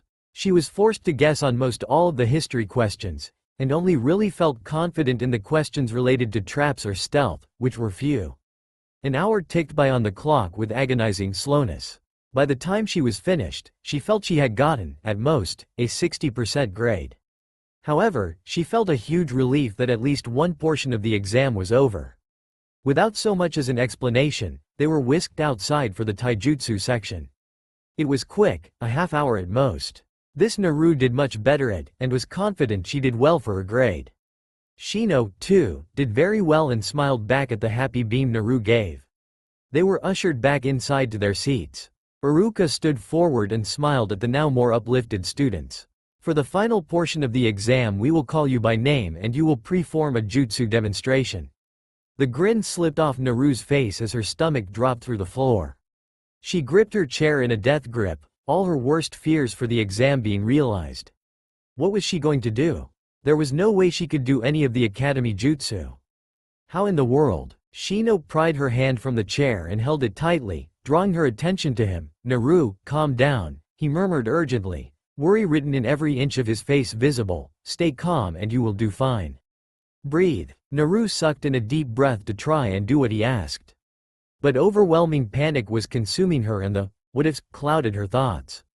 Breathe. Naru, breathe. Aburame Shino. He looked up to the front, where Iruka was looking at them both in sympathy. He squeezed her hand as he reluctantly stood. Remember, breathe and stay calm, Naru, he said as he was forced to depart. Naru nodded and tried a forced grin, but she knew he wouldn't be fooled. And then he was gone, behind the door to take his own test. He did not return as the next person was called in and Naru regained her death grip on the chair. Chogi gave her a pat on the shoulder and a genuine smile as he passed. She tried her best to return his kindness. The numbers dwindled over what felt like hours, but the clock only showed as a half hour. Naru focused all her attention on doing what Shino had directed, but couldn't shake the terrible foreboding feeling. Uzumaki Naru. Her breath hitched and she stood to meet Iruka. He gave her an encouraging smile, but she could see in his eyes his worry. She stepped through the door and winced as it shut behind her. Mizuki had no sympathy in his eyes as he stood before her with a clipboard. All right, Naru, Iruka started kindly, his own clipboard in his hands, preform the henge no jutsu. Naru closed her eyes and took a deep breath. Keep calm and breathe. Her hands formed the signs for the jutsu, much different than the signs she used to talk. She screamed the name of the jutsu as loud as she could in her mind, willing that it would work. There was a second of pause, then the familiar burning from her chakra started up in her hands. She held the chakra flow for as long as she could, hoping against hope it would work, but was forced to release the jutsu after only a few moments. Iruka smiled sadly as he marked on the clipboard. Naru dropped her hands to her sides in resignation, waiting for the next command. A bunchen now, Naru. The weight of failure already pressing down upon her, she did the necessary hand motions. But this turned out even worse than the one before, and left her hands with a residual stinging. Iruka sighed and Naru could hardly bring herself to look at him. The rows and rows of Konoha village headbands gleamed mockingly at her from behind him. I am sorry, Naru. Iruka murmured with a frown, but I can't pass you. Naru bit her lip and nodded jerkily. He reached forward to touch her shoulder, but she moved away. She bowed, and ducked out of the back door before he could say any more. Failed. She had failed. She passed by windows leading to the academy yard, feeling as if the whole world were on her shoulders. What use was all her training if she couldn't even become a genin? She was a dead last when all her class were moving on. She looked out the window and froze at what she saw. Shino was standing in the academy yard, waiting for her. The metal-plated band around his head reflected the sun, proclaiming his new status. She had failed Shino. He believed in her, was so sure in her abilities, and she had failed. He would be forced to move on without her. He would have to leave her. It was with that when it all came crashing down on her. All the lonely days before him ran through her head and the promise of returning to that was too much. How would she be inspired to better herself without him to pester her to study or help in her training? Who would she bother and make comments on bug techniques with? Who would be her one and only best friend? Tears stung her eyes and dripped down her whiskered cheeks. She turned away from the door leading outside and hopped out the window leading the other direction. She couldn't face him, not now, and see the disappointment on his face. Naru wasn't really sure where she was, but in the forest of Konoha somewhere. It had been at least an hour since the exam's conclusion, so Shino surely had noticed her absence by now. A sob rose up in her throat as tears slid silently down her face. She cursed her silent mouth, wishing she could talk. But no words would ever escape her mouth again. She could hardly remember the feel of talking, it had been so long. A hand landed on her shoulder and she jumped up. She whirled around, expecting Shino. But it was not the Aburame boy. Instead, it was Mizuki. Naru scrubbed the tears from her cheeks and glared at her least favorite teacher. He must know what pain she was in. Why could he leave her alone? Naru, he said breathlessly, I'm glad I found you. She raised her eyebrows and tilted her head in confusion. Never, in all her years at the academy, had Mizuki shown any interest in her. He plowed on without taking much notice of her expression. We just got word from the Hokage. We have another test for you to take so you might be able to pass. Naru snapped to attention. Another test? A second chance? It almost seemed too good to be true, but she nodded frantically at him. He smiled, an odd sight on his face. Now, it is a bit difficult, so I don't know if you can do it, but you have to do some sneaking around. Naru grinned in excitement, putting aside the strangeness of the situation. This was her chance. There is a scroll, he explained, in the Hokage Tower that is kept under tight lock. Your job is to take it to Training Ground 17 and learn something from it without anyone knowing. Can you do that? Naru's smile dimmed a bit. She reached down into the sand to write. I have to steal it? But Mizuki only smiled, yes. But it is all cleared with the Hokage, don't worry. Despite his reassurances, Naru couldn't help but feel the wrongness of his words. She chewed on her lip for a moment, battling with herself. I'm sure your friend, that Aburame boy, would want you to be able to pass with him if you had the chance. With these words Naru pushed away her doubts and gained a firm resolve. He was right. This was her only chance to be a genin with Shino. And if this is what she had to do, then she would do it, for Shino. Her feet felt light as air as she tiptoed into the Hokage Tower. She had a very tight lid on her chakra as she dodged around corners and rushed down hallways silently. All of her stealth training thus far went to work as she strained to do her very best. She would not fail this time.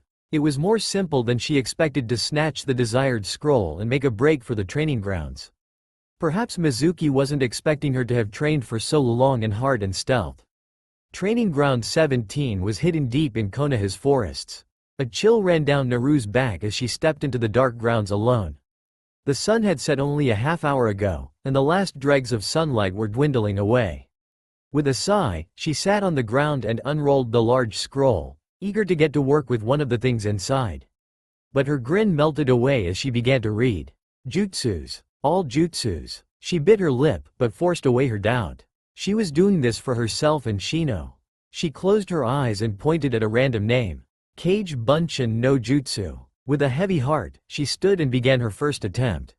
Naru dropped to her knees, her hands on fire. This had passed any pain she had felt before, but still she pushed on. Her hands were cherry red and were starting to peel and crack from the chakra burns. Even her arms were starting to be affected. Tendrils of burns ran up where she knew her chakra ducts were, up to about her elbow. It was a gruesome sight, so Naru avoided looking at it. She hauled herself up off her knees, grimacing as she used her hand to push up off of. It was completely dark now. She had been at it for close to an hour and a half now. She wondered briefly if Mizuki was going to come find her, or she had to go to him when she was finished. Kage Bunshin no Jutsu. A soundless cry escaped her lips as the familiar burning passed through her limbs and settled in her fingertips. The skin on her fingers split and a few drops of blood slipped out. Naru watched in a daze as the wound closed up again and stopped bleeding, but the burns didn't go away. How strange. There you are. Naru snapped her head up to see Mizuki burst through the trees, looking very out of breath. He no longer looked as kind and understanding as he did a few hours ago, but was glaring at her fiercely. Naru opened her mouth in surprise. "Give me the scroll, you brat." "Where is it?" he questioned, taking a step closer. Stricken, Naru took a few stumbling steps away, suddenly frightened by his demeanor. "What?" she mouthed to him, her damaged hands shaking. He only looked more angry, advancing on her. Naru was confused. Hadn't he told her to take the scroll? What was going on? "You are an idiot, aren't you?" He gave a glance over his shoulder urgently. "Do I have to spell it out for you?" "I tricked you, you dumb demon." Demon? The conflicting images of her instructor became one as Naru quickly tried to deduce what was going on. He had taken her for a fool and used her for his own uses. And she had been a fool, so caught up in her sadness about the exam that she listened to every word he said, never mind how indifferent he had been to her all her years at the academy. Her foot struck the scroll as she backpedaled. Both their eyes zeroed in on it. There was a second of silence before a jumble of motion happened at once. Naru swooped down to snatch the scroll just as Mizuki made a dive for it. Naru stumbled back from him and took to the trees, ignoring her aching hands and arms as adrenaline began to pump through her system. A volley of throwing knives dug into the tree she ducked behind. She breathed heavily as she moved, hysteria and stress about the situation frazzling her nerves. He was going to kill her for this scroll. "Come out, Uzumaki," he called, "just give me the scroll." Naru scowled at his demeaning tone. At once she remembered herself. She was a stealth and trap specialist in training, darn it. It was time to disappear. At once, Naru put herself into her very best stealth mode. Her breathing quieted and her footsteps softened. The lid on her chakra was tightened and Naru hid. She could hear his confused grunt as he slowed to a walk. He sounded a muffled curse as he stopped behind her hiding spot. "Where did she go?" he mumbled to himself. Naru smirked slightly, watching a bug crawl on her burnt arm, then fly away. "Come out, Naru, there's no time for games. If only that dart to your throat all those years ago had killed you, then I wouldn't be in this mess." Mizuki scoffed miserably to himself. The smirk slid off her face at his words. She sucked in a deep breath of surprise as she put a hand to her throat and Mizuki's head shot in her direction. Naru barreled out of her spot but was not fast enough to escape. He snatched her arm and held it in a death grip. "Found you." Naru struggled but he only held on tighter. The wounds on her arms stung at his grip, cracking and starting to bleed. But, like before, the cuts closed up, leaving only the burns behind. "Unnatural creature," Mizuki said in disgust, taking the scroll from her hands. "Funny how a demon can only keep you from bleeding." Naru stared up at him, willing answers to come from his lips. Why did he keep calling her a demon? How did he know about? He snorted, "Your face is too expressive for a ninja. But I suppose that makes up for your mute mouth." Naru glared at him, baring her teeth ferally. She saw a flash of fear in his eyes before he brought a kunai to her throat. Naru heard a faint buzzing sound in the distance. "Behave, Kyubi. You may have been able to save yourself from death so many years ago, but my master will not tolerate failure again." He raised the kunai and Naru panicked, pushing him a step backward. He dropped her arm and the kunai like they were on fire, feeling an electric shock run through his body. Naru darted away as Mizuki looked down at the electric trap he had stepped on. "When did you?" "Enough." Both Naru and Mizuki whirled around to meet the new voice. Naru grinned in relief at the sight of the Aburame head and her best friend's father. Shibi wasted no time in sending out a horde of bugs onto Mizuki, making quick work of sucking out his chakra. He only had time to let out one yell before he collapsed to the ground in a dead faint. Naru, too, collapsed, all adrenaline out of her system and leaving behind a tired, hurt, confused girl. But she did not fall far before Shibi caught her. He gazed down at her from behind his dark glasses as her eyelids drooped tiredly. He took in the sight of her abused arms and hands and the scroll lying next to Mizuki with a stoic expression. Shino has been very distressed, he said simply as he started to carry her away, trusting an Anbu officer to pick up Mizuki shortly. He wasn't going anywhere soon, regardless. I assume we will be meeting him along presently. Naru gave a nod, trying to sign her thanks before giving up at the sharp pricks it caused. Blood dripped from her fingers for only a moment before sealing again. Was that what Mizuki meant? He called her a demon, the Kyuubi, multiple times. But the Kyuubi was a fire demon, the Nine Tails. It was dead, according to what Shino had explained. Was she some sort of reincarnate? Do not trouble yourself on his words, Naru. Shibi said, examining her expression. I have heard much of your conversation through my insects. I will explain once we find Shino and you receive treatment. Naru blinked, but nodded. They walked in silence for a few moments back to the village. The trees were starting to thin and Naru could catch a glimpse of Konoha through the branches. Your trap was very well executed, Shibi commented suddenly. I see you have improved much on your stealth as well. Naru beamed at the compliment, nodding her thanks. Father. Shino dropped down in front of them both as they stepped into the village gates. He opened his mouth to say more, but stopped short at the sight of Naru being carried by his father.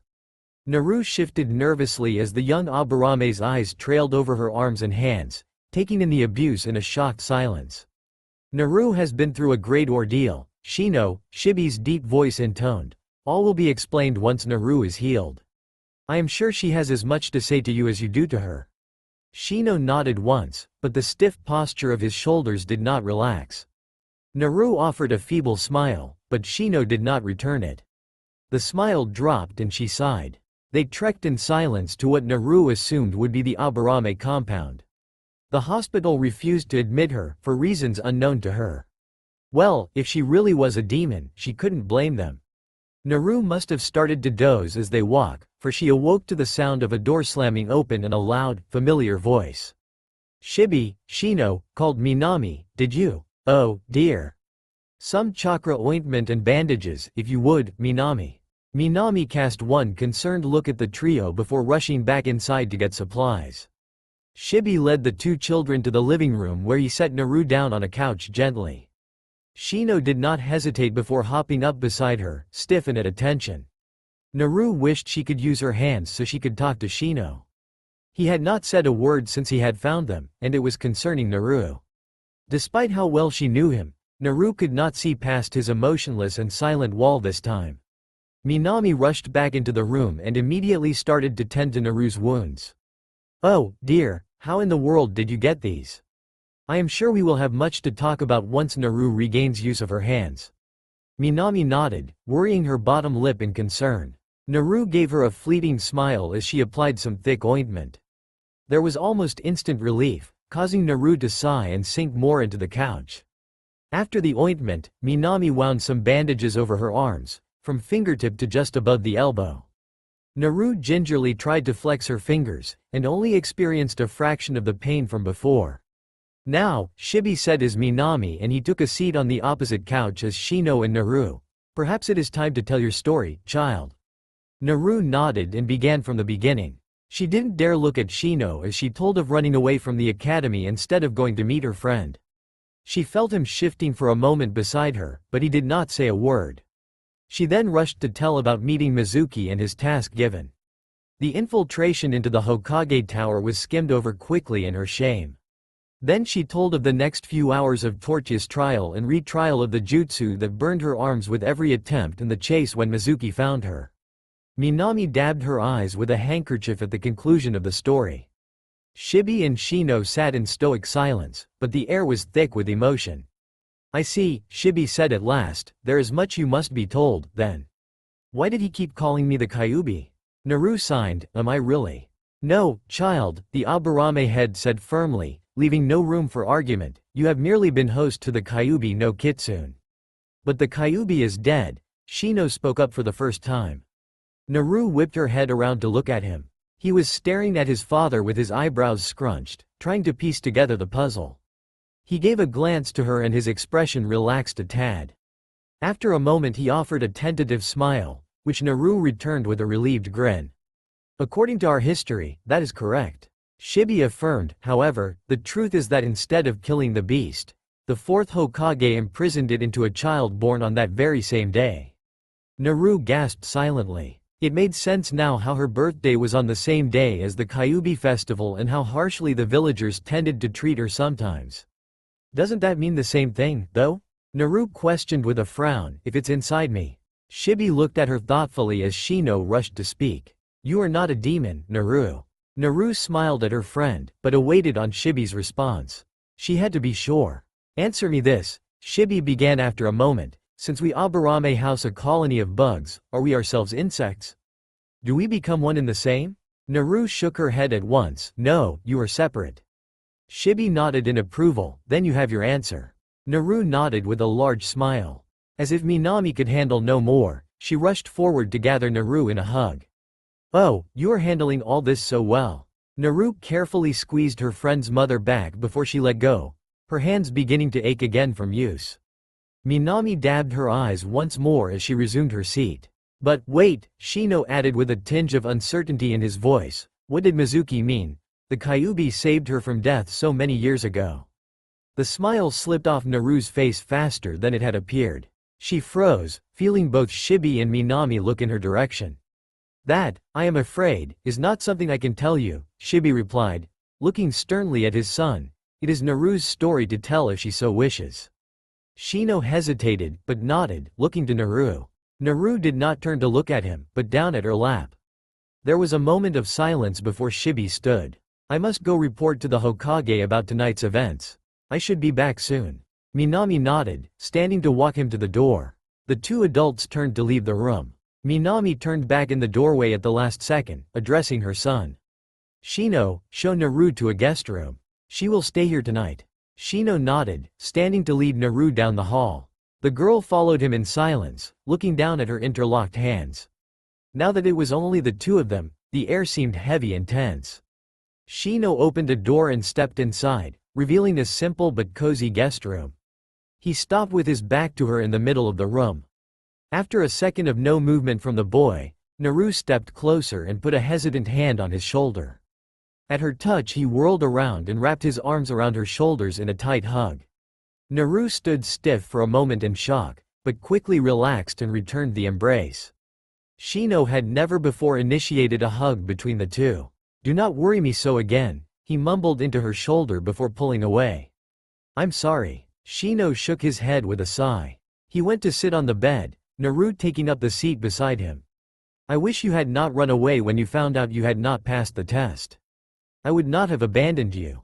I know, Naru sighed shamefully, I was just afraid. I know. He said, do not feel badly for the events tonight. Mizuki took advantage of you. Naru nodded, flexing her fingers. The bandage at the top of her arm became loose and started to unravel a bit. Shino took notice and wordlessly wound it back into place and secured it. Shino, Naru started, watching him tie off her bandage, I want to tell you about what Mizuki was referring to. Shino looked up at her quickly, examining her expression. After a moment he nodded, frowning slightly. Naru took in a deep breath, looking away from his face to stare at the opposite wall as she signed. When I was very young, only 4 or so, I had gone out on my own around the village. I had been alone as long as I could remember, so it was normal for me to do so.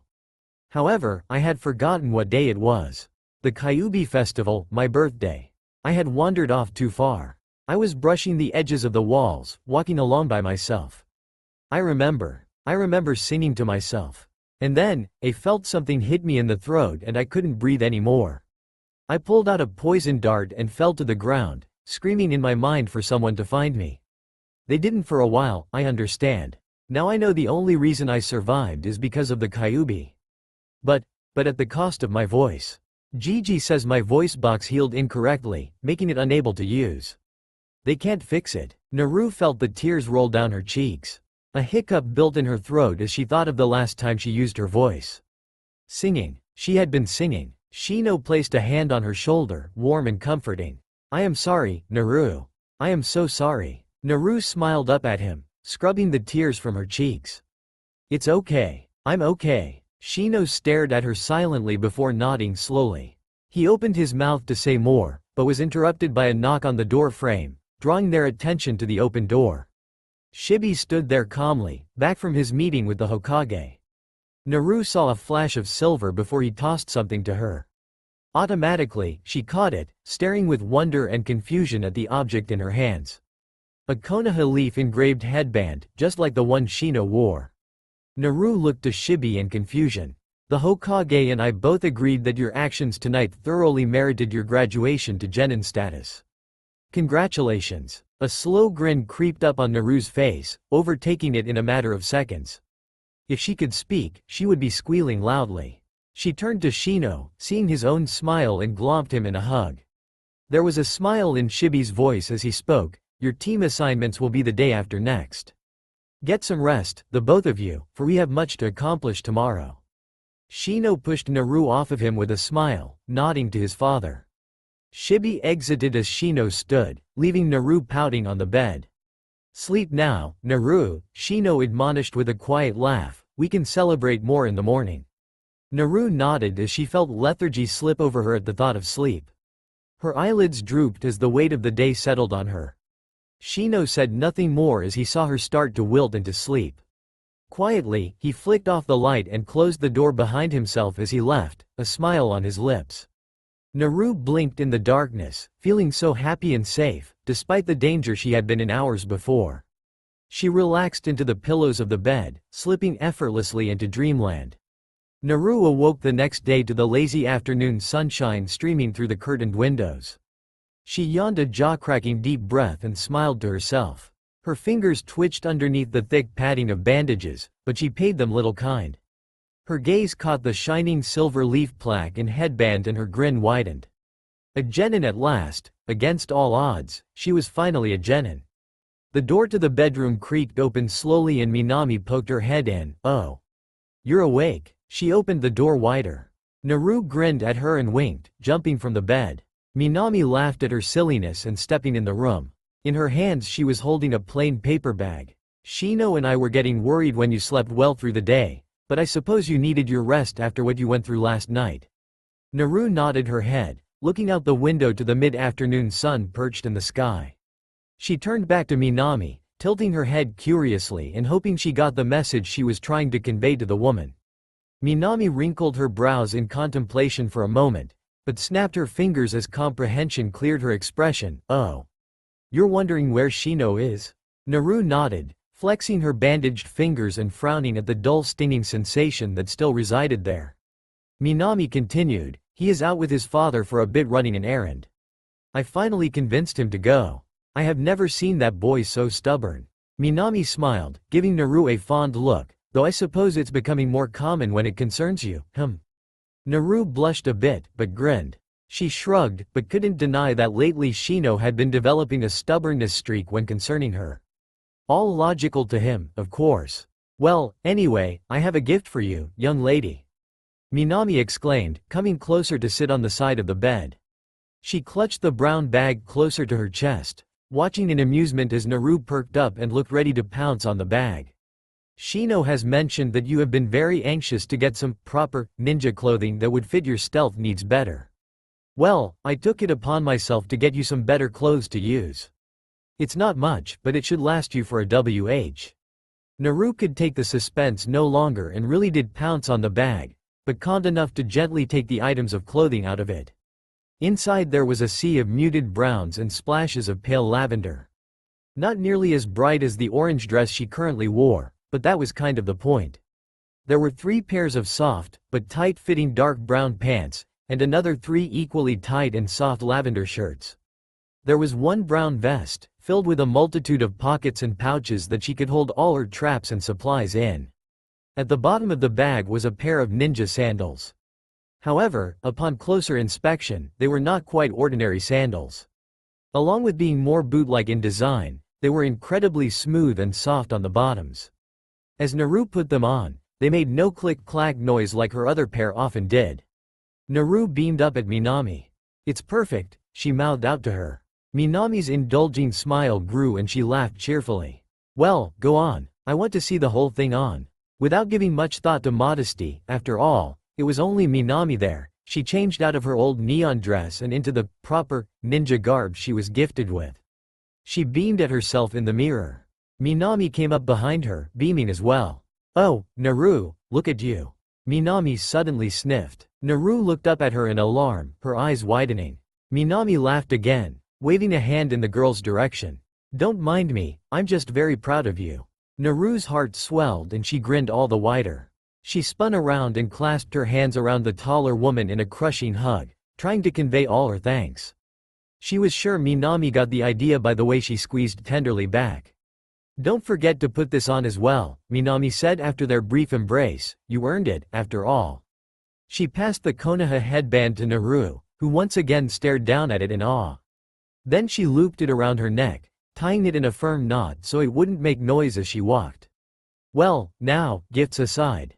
Naru gave a silent gasp, thunking herself on the forehead with the palm of her bandaged hand.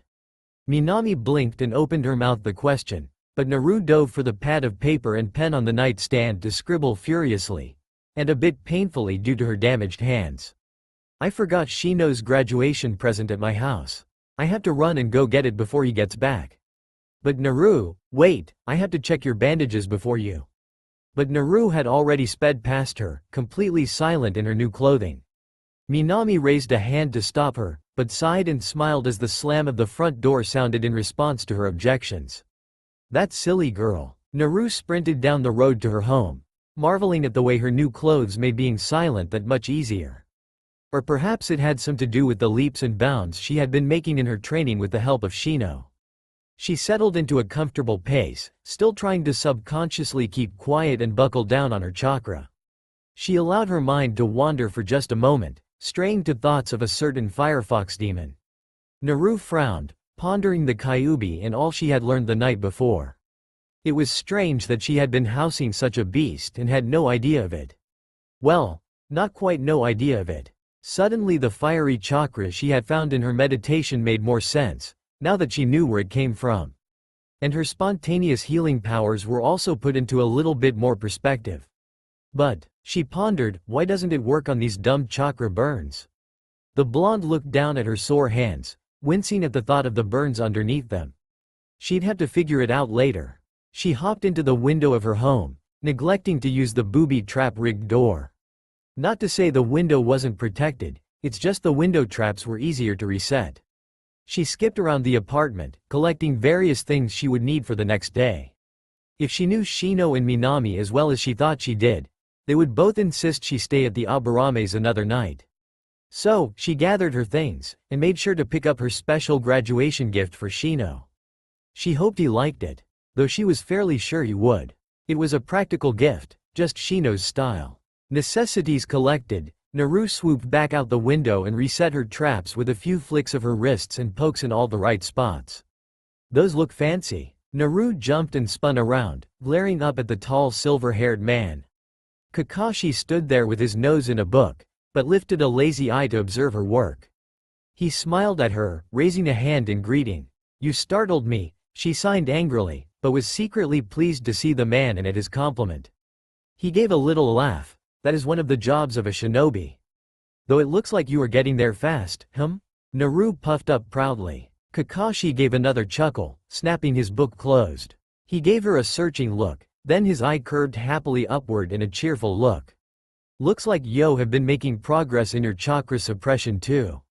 Man, did I sure miss out." Naru tilted her head at his last comment, to which he filled her in. "I was late to the team selection for the new graduates. So, I didn't get my first picks. I wanted to come see what I was missing out on." Naru frowned and wilted a bit. So Kakashi wouldn't be her new sensei. She had hoped, but… Ma. Kakashi rubbed the back of his head. "The teacher you got will probably be better on getting your skills rounded out anyway. I'm just a bit jealous of his team. I'll probably fail my team anyway, so it doesn't really matter." Naru perked up. "Wait, you know who my sensei is?" "Who are they? Who else is on my team?" What? Kakashi sighed. See ya, kid. And he disappeared into a poof of smoke. Naru stomped her foot in frustration, but was resigned to wait until the next day to hear her team assignment. With another silent sigh, she hopped off to return to the Aburame compound. Naru skipped through the doors of the only Aburame home she had ever really gone into. There was the sound of soft voices talking from the kitchen. She could pick out Minami's soothing alto and Shino's quiet tenor and assumed that the elder Aburame man had gone to do shinobi council-type things. She entered the kitchen with a grin, causing the two other occupants to halt their conversation. Naru, there you are. Come here so I can check your hands before you do more damage to yourself. Minami said wearily, but with her ever-present kind smile. Naru stuck out her tongue, but obeyed, dropping the bag she had packed and skipping to sit at the counter beside Shino. Shino turned to look at her, glancing over her arms with a frown. Naru gave him a reassuring smile as Minami unwrapped the bandages. The woman tutted softly as the burns were revealed, looking ghastly, but better than it had been the night before. She smeared more balm on them and rewrapped up to Naru's elbows. Naru sighed as some of the sting that had been building up all morning began to recede. Well, I'd like to stay and chat with you both. Minami winked at the duo, but I have some errands of my own to get done. Goodbye, mother. Shino replied, watching his mother retreat from the room. As soon as she left the doorway he turned back to Naru. From the creases in his forehead Naru could tell he was examining her behind his black-tinted shades. How are you feeling? Fine now. Naru signed to him cheerfully, swinging her legs from the chair she sat in. Shino looked at her for a moment longer, then looked away with a nod. Naru's smile drooped as she observed the tension he still held in his shoulders and expression that she could see. His bugs buzzed loudly, louder than Naru had ever remembered them being. She frowned and leaned closer to him, touching his shoulder gingerly to gain his attention. Shino, is something wrong? The boy pushed up his glasses and sighed, seeming to be searching for words. The blonde girl worried her lower lip between her teeth in anxiousness. After a few moments he looked up at her again, seriousness in every line of his face. Do you trust me? Naru paused a moment, shocked by the question. She had thought it was obvious. Yes, of course. Why would you think I don't? It is only. Shino paused. It bothers me that you felt you could not come to me after you failed your exam. You said last night that you were afraid, but knew I would not abandon you.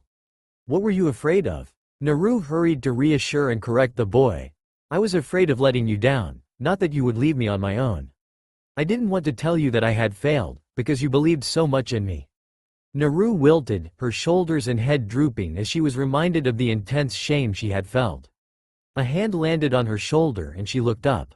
I would not have been disappointed in you, Shino explained softly. We would have figured it out together. Naru nodded. I know that now. I'm sorry. The tension drained from his spine as he relaxed. He nodded and his cheeks raised from behind his collar. No apology needed. I understand. I am simply glad you trust me. Naru hesitated, then signed. You trust me too, right? Shino didn't hesitate to give a firm nod. Yes. Naru sighed in relief, smiling brightly. Shino smiled back, pushing up his glasses. Watching the motion, Naru jumped up and grabbed the bag she packed, pulling out a small, plain-wrapped gift. She grinned widely as she resumed her seat. You just reminded me that I have a graduation present for you. She thrust the package into his hands. Shino hesitated, then pulled open the tie and opened the flaps of the box. I thought you would need something that wouldn't fall off as easily for missions, Naru began nervously, plus I think they look kinda cool. Shino pulled out of the box a pair of dark-tinted goggles. They were built sturdily and had a no-shine finish, perfect for keeping glare out of his eyes. Naru watched anxiously for his reaction, wringing her hands. After a moment she saw his cheeks rise from behind his collar as he looked up at her. Thank you. These are perfect. Naru smiled in relief. Shino stood up and picked up the box on the table, handing it to the girl. I have gotten a graduation present for you as well. Naru wasted no time in tearing off the paper and opening the long, flat box. Inside, underneath some tissue paper, were a pair of ninja gloves the same brown shade as her pants. She slipped them on quickly over her bandages, marveling at the soft texture. They reached her elbows and fit snugly around her forearms. On the back of her hands sat a metal plate, just like the one on her headband. However, unlike her headband, there was no leaf engraving, but instead a white rose. I did some research, Shino explained as he saw her looking at the plates. The white rose is a symbol of a new beginning, a new chapter. I thought it appropriate, oof. Naru had attacked him in a hug, beaming her thanks. He smiled and nodded his head to her in spoken words. After a moment they parted and Shino spoke. Well, let us go test out how stealthy you can now be with some proper clothing to hide in, The next day found both Naru, wearing her new gloves, and Shino, new goggles firmly in place, sitting in their old classroom, anxiously awaiting their team assignments. Naru could hear Shino's bugs making more noise than usual, but that could partly be caused by the doubling in size of his colony. Shino had told Naru that with his graduation he had been awarded his full colony of bugs, which Naru thought was rather awesome. Naru told Shino about her interaction with Kakashi the previous day, to which he hemmed and nodded. Perhaps it is best if he is not your sensei. He had said after a few moments, it is better to have someone new that could bring other things to your skills. When put that way, Naru fully agreed, but was still wary of who she did end up with. But more than that, on whether she would end up on Shino's team or not. Before she could ponder more about it, Iruka entered the room alone. She heard some of her classmates whispering about the whereabouts of Mizuki. She grimaced at the thought of the trickster, and she could tell Shino was just as perturbed by the sound of his bugs growing louder for a moment. All right, Iruka said, commanding the room into silence, I have here your team selections. I just wanted to say congratulations for making it to Genin and good luck. The kind teacher started down the list, Naru growing more anxious by the second. He cycled through the first teams, filled with names Naru didn't really know all that well. Team 7 Uchiha Sasuke, Haruno Sakura, and Inuzuka Kiba with Hitaki Kakashi. Sasuke scoffed to himself and Sakura cheered loudly. Kiba gave a groan and pouted, and Naru pitied him slightly. Team 8 Nara Shikamaru, Hyuga Hinata and Yamanaka Ino with Yuhi Kurenai. Team 10 Uzumaki Naru. Naru gave a silent gasp, leaning forward in her seat. Aburame Shino. Both gave a sigh of relief, smiling to each other, and Akamichi Choji with Sarotobi Asuma. Choji, from the row behind them, stopped chomping on his chips for a moment to give them a curious look, offering a tentative smile when the duo looked back at him. Naru beamed at the Akamichi boy, while Shino offered a polite nod. Now, Iruka clapped his hands, setting his clipboard down, your senseis should be by to pick you up soon. At once, a couple of Junin walked through the door, calling out their respective team numbers. A man with a goatee and spiked black hair scanned the crowd of students, settling on where Shino and Naru were, and Choji behind them. Team 10. Naru hopped up at once, skipping to the bottom of the stairs. Shino followed behind her at a slower pace, hands in his pockets. Naru could hear the crinkling of Choji's chip bag as he stood, and the quiet, "See ya, Shikamaru." He gave to his friend. The tall Junin, presumably Asuma, gave the three a small smile as they stood before him. Let's go talk for a bit. How about training ground 10? All three genin nodded, following the man in silence as he turned out the door. Naru turned backwards to wave at Iruka in a parting gesture, to which he smiled and waved back. As they trekked towards Konoha's training grounds, Asuma and Shino seemed content to stay in silence, while Choji was quietly chomping on his snack. Naru, however, was practically vibrating in excitement. She had trouble keeping her steps quiet enough when all she wanted to do was stomp and skip to get some of her energy out. Naru? Naru turned to look at the boy walking beside her. Choji blushed a bit, but continued in what he wanted to say. Shikamaru told me one time that he thought that you can't talk.